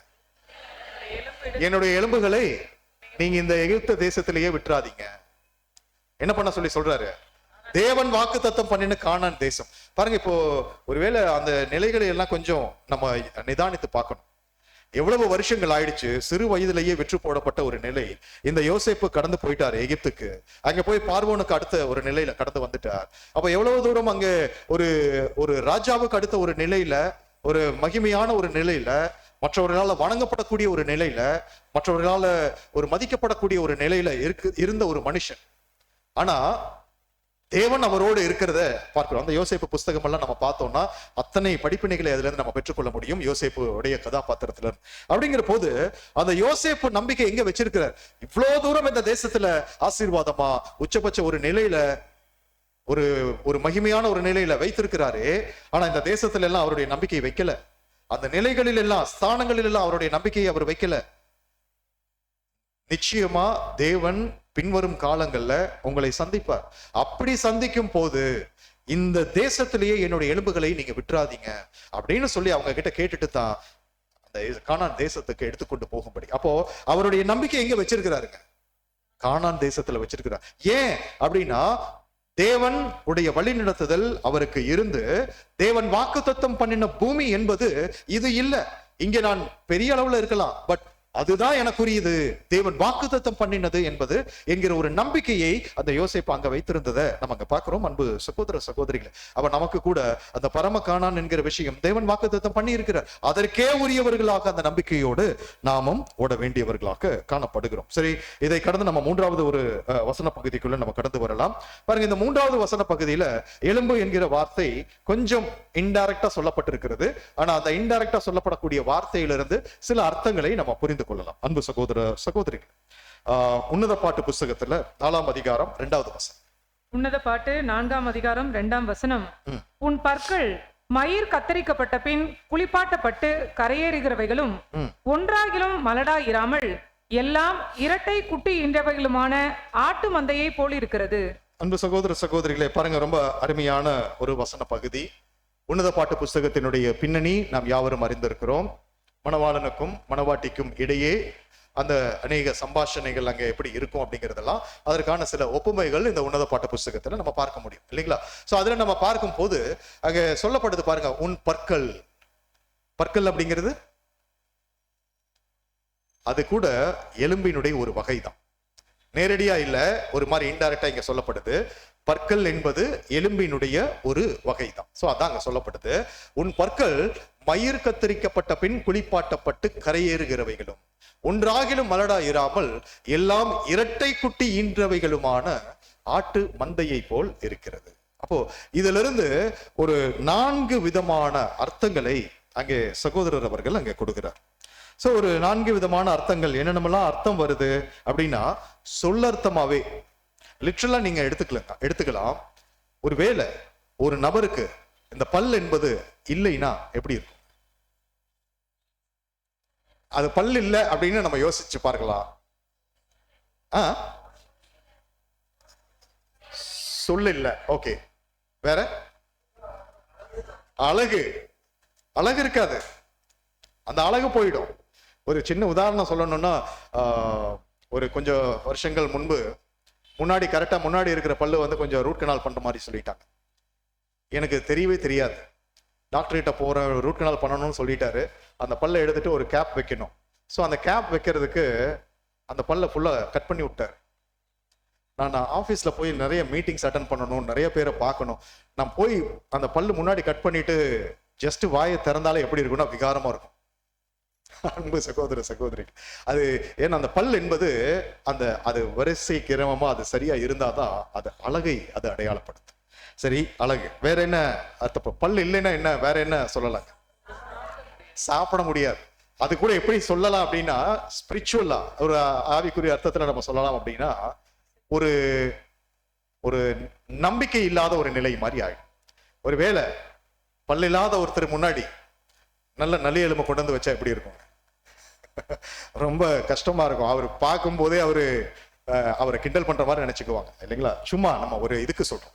சோ அப்ப அந்த எலும்பு அப்படிங்கிற போது அந்த காரியங்களை அது குறிப்பிடு. ஓகே, இதுல என்னென்னலாம் அதுல உட்கருத்து அதுல இருக்கு அப்படின்னா, சகோதரர் சொல்றார், இந்த பல் அப்படிங்கிற போது அது health, happiness, beauty and confidence.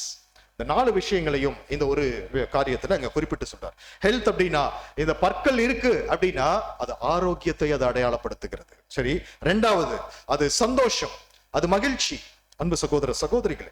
3வது அழகு. சோ அது நம்ம பார்த்தோம். இன்னொன்னு கான்பிடன்ஸ் அப்படிங்கிறது அது ஒரு தன்னம்பிக்கைக்கு ஒரு அடையாளமாக அது காணப்படுகிறது. அன்பான சகோதர சகோதரிகள், முன்னாடி பார்த்தோம் நம்பிக்கை, ஹோப் அண்ட் கான்பிடன்ஸ். வித்தியாசம் நம்ம புரிஞ்சுக்கலாம். ஹோப் அப்படிங்கிறது நம்பிக்கை, கான்பிடன்ஸ் அப்படிங்கிறது தன்னம்பிக்கை என்பதை நம்ம அங்க பார்க்கிறோம். இதுக்கு ஒரு சின்ன உதாரணம், ஒரு உலக பிரகாரமான உதாரணம் அங்க நம்ம கவனிக்கும் போது பாருங்க. ஹோப் அப்படின்னா பரீட்சை நன்றாக எழுதி இருக்கிறேன், நான் தேர்ச்சி பெறுவேன் என்று நம்புகிறேன். இது என்ன அப்படின்னா நம்பிக்கை. அதே சில சூழ்நிலைகளும் நம்முடைய திறமைகள் மீது நமக்கு இருக்கக்கூடிய நம்பிக்கையின் அடிப்படையிலும் பாருங்க. ரெண்டாவது கான்பிடன்ஸ். நான் நன்றாக படித்து தயார் செய்துள்ளேன், நான் கண்டிப்பாக தேர்ச்சி பெறுவேன். இது என்ன அப்படின்னா, தயாரிப்பு குறித்த சூழ்நிலைகளும் நம்முடைய ஆயத்தப்படுதலும் அது நமக்கு தன்னம்பிக்கையை அது கொடுக்கறத நம்ம அங்க பாக்குறோம், அன்பு சகோதர சகோதரிகள். சோ அதான் இங்க கவனிக்கிறோம். ஆரோக்கியம், அழகு, அதே சமயத்துல சந்தோஷம், அதே போல தன்னம்பிக்கை. அன்பு சகோதர சகோதரிகள், இந்த 4 விஷயங்களையும் இந்த பற்கள் அப்படிங்கிற ஒரு பாருங்க, அதுல அதான் அங்க சொல்லப்படுது. அந்த பற்கள் எப்படி இருக்கு அப்படின்னா, மயிர் கத்தரிக்கப்பட்ட பின் குளிப்பாட்டப்பட்டு கரையேறுகிறவைகளும் ஒன்றாகிலும் மலடாய் இராமல் இரட்டை குட்டி. அப்ப அந்த அளவுக்கு ஆரோக்கியமான ஒரு பற்கள் என்ற ஒரு நிலையை அங்க குறித்து சொல்லுவதை நம்ம அங்க பார்க்கணும். இது எல்லாமே நம்ம கர்த்தருடைய விஷயத்துல நம்ம பொருத்தி பார்க்கலாமே. அது அழகா இருக்கட்டும், ஆரோக்கியமா இருக்கட்டும், அதே சமயத்துல தன்னம்பிக்கையா இருக்கட்டும், சோ அதே போல சந்தோஷமா இருக்கட்டும். சோ இதெல்லாம் கர்த்தருடைய விஷயத்துல எப்படி இருந்தது? அந்த எலும்புகள் முறிக்கப்பட்டு போன ஒரு நிலையில இருந்தாரா அப்படின்னா இல்ல. எப்படி பிரதர் சொல்றீங்க? நாம் அவரை பார்க்கும் போது அவரை பார்க்கத்தக்க ரூபம் அவருக்கு இல்லாத இருந்தது அப்படிங்கிற மாதிரி சொல்லப்படுது அப்படின்னு வசனம் இருக்கு. அப்படிங்கிற போது அவர் எப்படி அந்த அழகு அவரு காத்துக்கொண்டார் அப்படின்னு சொல்லி நம்ம சொல்ல முடியும்? ஒருவேளை அந்த கேள்விகள் நமக்கு கடந்து வரலாம். ஆனா அன்பு சகோதர சகோதரிகளே, சோ இந்த ஆரோக்கியம், அதை பலி செலுத்துகிற விதத்துல கர்த்தருடைய வாழ்க்கை முறை பெரிய ஒரு படிப்பினை நமக்கு அறிந்திருக்கிறோம். அவருடைய ஆரோக்கியத்தை முழுமையாக பலி செலுத்தினார். இரவு முழுவதும் தேவனோடு, பகல் முழுவதும் தேவ சேவையில. அன்பு சகோதர சகோதரி, இப்படியாக தன்னுடைய ஆரோக்கியத்தை அங்க பலியாக அங்க செலுத்தினதை பார்க்கிறோம். அதே போல தேவனுக்குள்ளான அவருடைய வார்த்தைகளின் மீதான சந்தோஷம் என்பது அவருக்கு ஒரு பெரிய ஒரு சந்தோஷமாக அவர் காணப்பட்டது. அழகு பாருங்க, அது அந்த அழகு அப்படிங்கிற போது அவரு அடிபட்டார், அவர் பாதிக்கப்பட்டார், அவரு பார்க்கத்தக்க ரூபம் அவருக்கு இல்லதான். ஆனா அதெல்லாம் தேவனுடைய பார்வையில் எப்படி இருக்கும்? அது கஷ்டம்தான், அது கடினம்தான். என் ஒரே பேரான மகன், என் ஒரே பேரான குமாரன் இவ்வளவு தூரம் கஷ்டப்படுகிறாரே அப்படிங்கிறது நிச்சயமா தேவனுக்கு ஒரு பரிபூரணம். கர்த்தர் பரிபூரணம், அவரும் பரிபூரணம். அப்படிங்கிற போது அந்த வலியும் வேதனையும் அதிகமாக இருந்திருக்கும். ஆனாலும் வசனங்கள்ல இங்க உன்னத பாட்டிலே இன்னொரு வசனத்துல சொல்றது போலதான், நான் கருப்பா இருந்தாலும் அழகா இருக்கிறேன். ஏன் அப்படின்னா வெயில் என் மேல் பட்டது. அந்த வெயில் எதை அடையாளப்படுத்துது? உபத்திரவங்கள், பாடுகள், இவைகளினால நான் கருப்பாய் இருக்கிறேன். அதனால நான் கருப்பாய் இருந்தாலும் அழகாய். அது போல எதை அடையாளப்படுத்துகிறது அப்படின்னா, இங்க கர்த்தருடைய பார்வை, தேவனுடைய பார்வையில கர்த்தர் காணத்தக்க ரூபம் அவருக்கு இல்லை அப்படின்னாலும் தேவனுடைய பார்வையில அதுவே ஒரு மிகப்பெரிய அழகு. ஏன்னா தேவன் அங்கீகரிக்கிற வகையில, தேவனுக்கு ஏற்ற வகையில தன்னுடைய பலியை நிறைவேற்றுவதற்காக தன்னை ஒப்பு கொடுத்திருக்கிறார் அப்படிங்கிறத நம்ம கவனிக்கிறோம், அன்பு சகோதர சகோதரிகள். அதே போலதான் அந்த ஒரு தன்னம்பிக்கை. சோ இந்த விஷயங்கள் எல்லாம் நம்ம யோசித்து பார்த்தா, கர்த்தருடைய விஷயத்துல இந்த எலும்புகள் அடையாளப்படுத்தக்கூடிய இந்த அர்த்தங்கள் முறித்து போடப்படவில்லை. ஆனா நம்முடைய விஷயங்கள்ல நம்ம நிதானிக்க வேண்டியவர்களாக இருக்கிறோம்.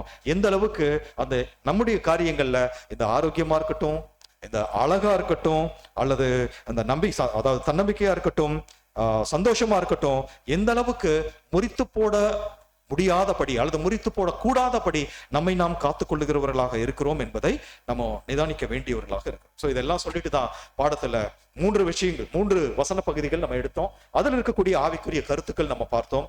ஒண்ணு ஆதியாகமம், இன்னொன்னு எசேக்கியேல், மூன்றாவது உன்னத பாட்டு. சோ 3லயும் ஒண்ணு புது ஜீவனுக்கான ஆரம்பம், அடுத்த அர்த்தம் ஏற்ற துணைன்னு பார்த்தோம், மூன்றாவது நம்பிக்கை, அந்த நம்பிக்கை குறித்து பார்த்தோம், அடுத்தது அழகு, ஆரோக்கியம், சந்தோஷம், நம்பிக்கை, தன்னம்பிக்கை. சோ இந்த விஷயங்களை நம்ம அங்க பாக்குறோம். சோ அப்போ இதையெல்லாம் கர்த்தருடைய விஷயத்துல அந்த எலும்புகள் முறித்து போடப்படவில்லை அப்படின்னா அந்த ஆவிக்குரிய அர்த்தங்கள் அவருடைய வாழ்க்கையில, அவருடைய பலியில முறித்து போடாதபடி அவர் காத்துக்கொண்டார். சபை விஷயத்துல அவரை பின்பற்றுகிறோம் என்று சொல்லி ஒப்பு கொடுத்து வந்துட்டு நம்முடைய விஷயத்துல நாமும் அப்படியே இருக்கணும். ஒருவேளை நம்முடைய விஷயத்துல நிச்சயம் பாருங்க, அவர் பரிபூரணர். இதெல்லாமே நமக்கு இயல்பா வரக்கூடிய ஒரு கேள்விகள். அவர் பரிபூரணர், நம்ம பூர்ணமற்ற நிலை, மாம்ச வரையிலும் நம்ம பலவீனத்துலதான் இருக்கணும் அப்படின்னா நிச்சயம் நமக்குள்ள விழுதல்கள் அங்க காணப்படும். அப்ப அந்த விழுதல்கள், அந்த எலும்புகள் எப்படி இருக்கும் அப்படின்னா நொறுக்கி போடப்பட்ட ஒரு நிலைக்குள்ள அது காணப்படும், அன்பு சகோதர சகோதரிகளே, நம்முடைய எலும்புகள். ஆனா அதை என்ன எப்படி காத்துக்கொள்ளணும் அப்படின்னா பாருங்க, அதுக்குதான் அங்க கடைசியா பாடத்தை முடிக்கும் போது நான் எளிமையா சொல்றேன், உங்களுடைய தனிப்பட்ட தியானங்களுக்கு நம்ம விட்டுடலாம். சங்கீதங்களின் புஸ்தகத்துல 51வது அதிகாரம் ஒரு சில வசனங்கள் முதல்ல இருந்து நம்ம வாசிக்கலாம். இது ரொம்ப அருமையான, ஒருவேளை கடந்த காலங்கள்ல இந்த அதிகாரங்கள் நீங்க தியானம் செய்திருக்கலாம். இந்த அதிகாரம், இந்த வசனம் முதல் வசனத்துல இருக்கா பதர்? 1ல இருந்து இருக்குமே. முதல்ல இருந்து ஒரு 12-13 வசனம் வரைக்கும் நம்ம எடுத்து தியானம் பண்ணி பார்த்தோம்னா ரொம்ப அருமையா இந்த காலத்திற்கு ஏற்ற கருத்துக்களை நமக்கு கொடுப்பதாக இருக்கும். தாவீது அவர் சொல்லும் போது அவர் இந்த வார்த்தைகளை பாருங்க, தான் பாவி என்பதை முதல்ல உணர்ந்து தேவனிடத்துல அந்த பாவத்தை கொண்டு போய் அறிக்கை செய்து என்னை ஈசோப்பினால் சுத்திகரியுங்க என்று சொல்லி தேவனிடத்துல அந்த ஒரு சுத்திகரிப்பை நாடுகிற ஒரு நபராக இருந்து, சோ இதெல்லாம் பண்ணும் போது தேவன் என்ன பண்றாரு அப்படின்னா, ஒரு 8வது வசனம் அந்த மாதிரி எல்லாம் வரும்போது அந்த எலும்புகள் என்ன பண்ணுவாரு அப்படின்னு சொல்லி வசனத்திலே பார்க்க முடியும். ஒரு இந்த வசனங்கள் நீங்க தியானங்கள், தனிப்பட்ட தியானங்கள்ல நீங்க வச்சுக்கோங்க, ஆனா வசனங்கள் மாத்திரம் இங்க நம்ம வாசிக்கலாம், ஏன்னா நேரம் கடந்து போகுது. முதல் வசனத்துல இருந்து வாசிக்கலாம் சிஸ்டர். சங்கீதம் 51ஆம் அதிகாரம் வசனம் 1 முதல். தேவனே, உமது கிருபையின்படி எனக்கு இரங்கும், உமது மிகுந்த இரக்கங்களின்படி என் மீறுதல்கள் நீங்க என்னை சுத்திகரியும், என் அக்கிரமம் நீங்க என்னை முற்றிலும் கழுவி என் பாவமற என்னை சுத்திகரியும். தாவீதினுடைய வேண்டுதல்கள் இந்த வசனங்கள்ல, இந்த வார்த்தைகள் நமக்கு ரொம்ப அருமையாக அது கவனிக்க முடியும்.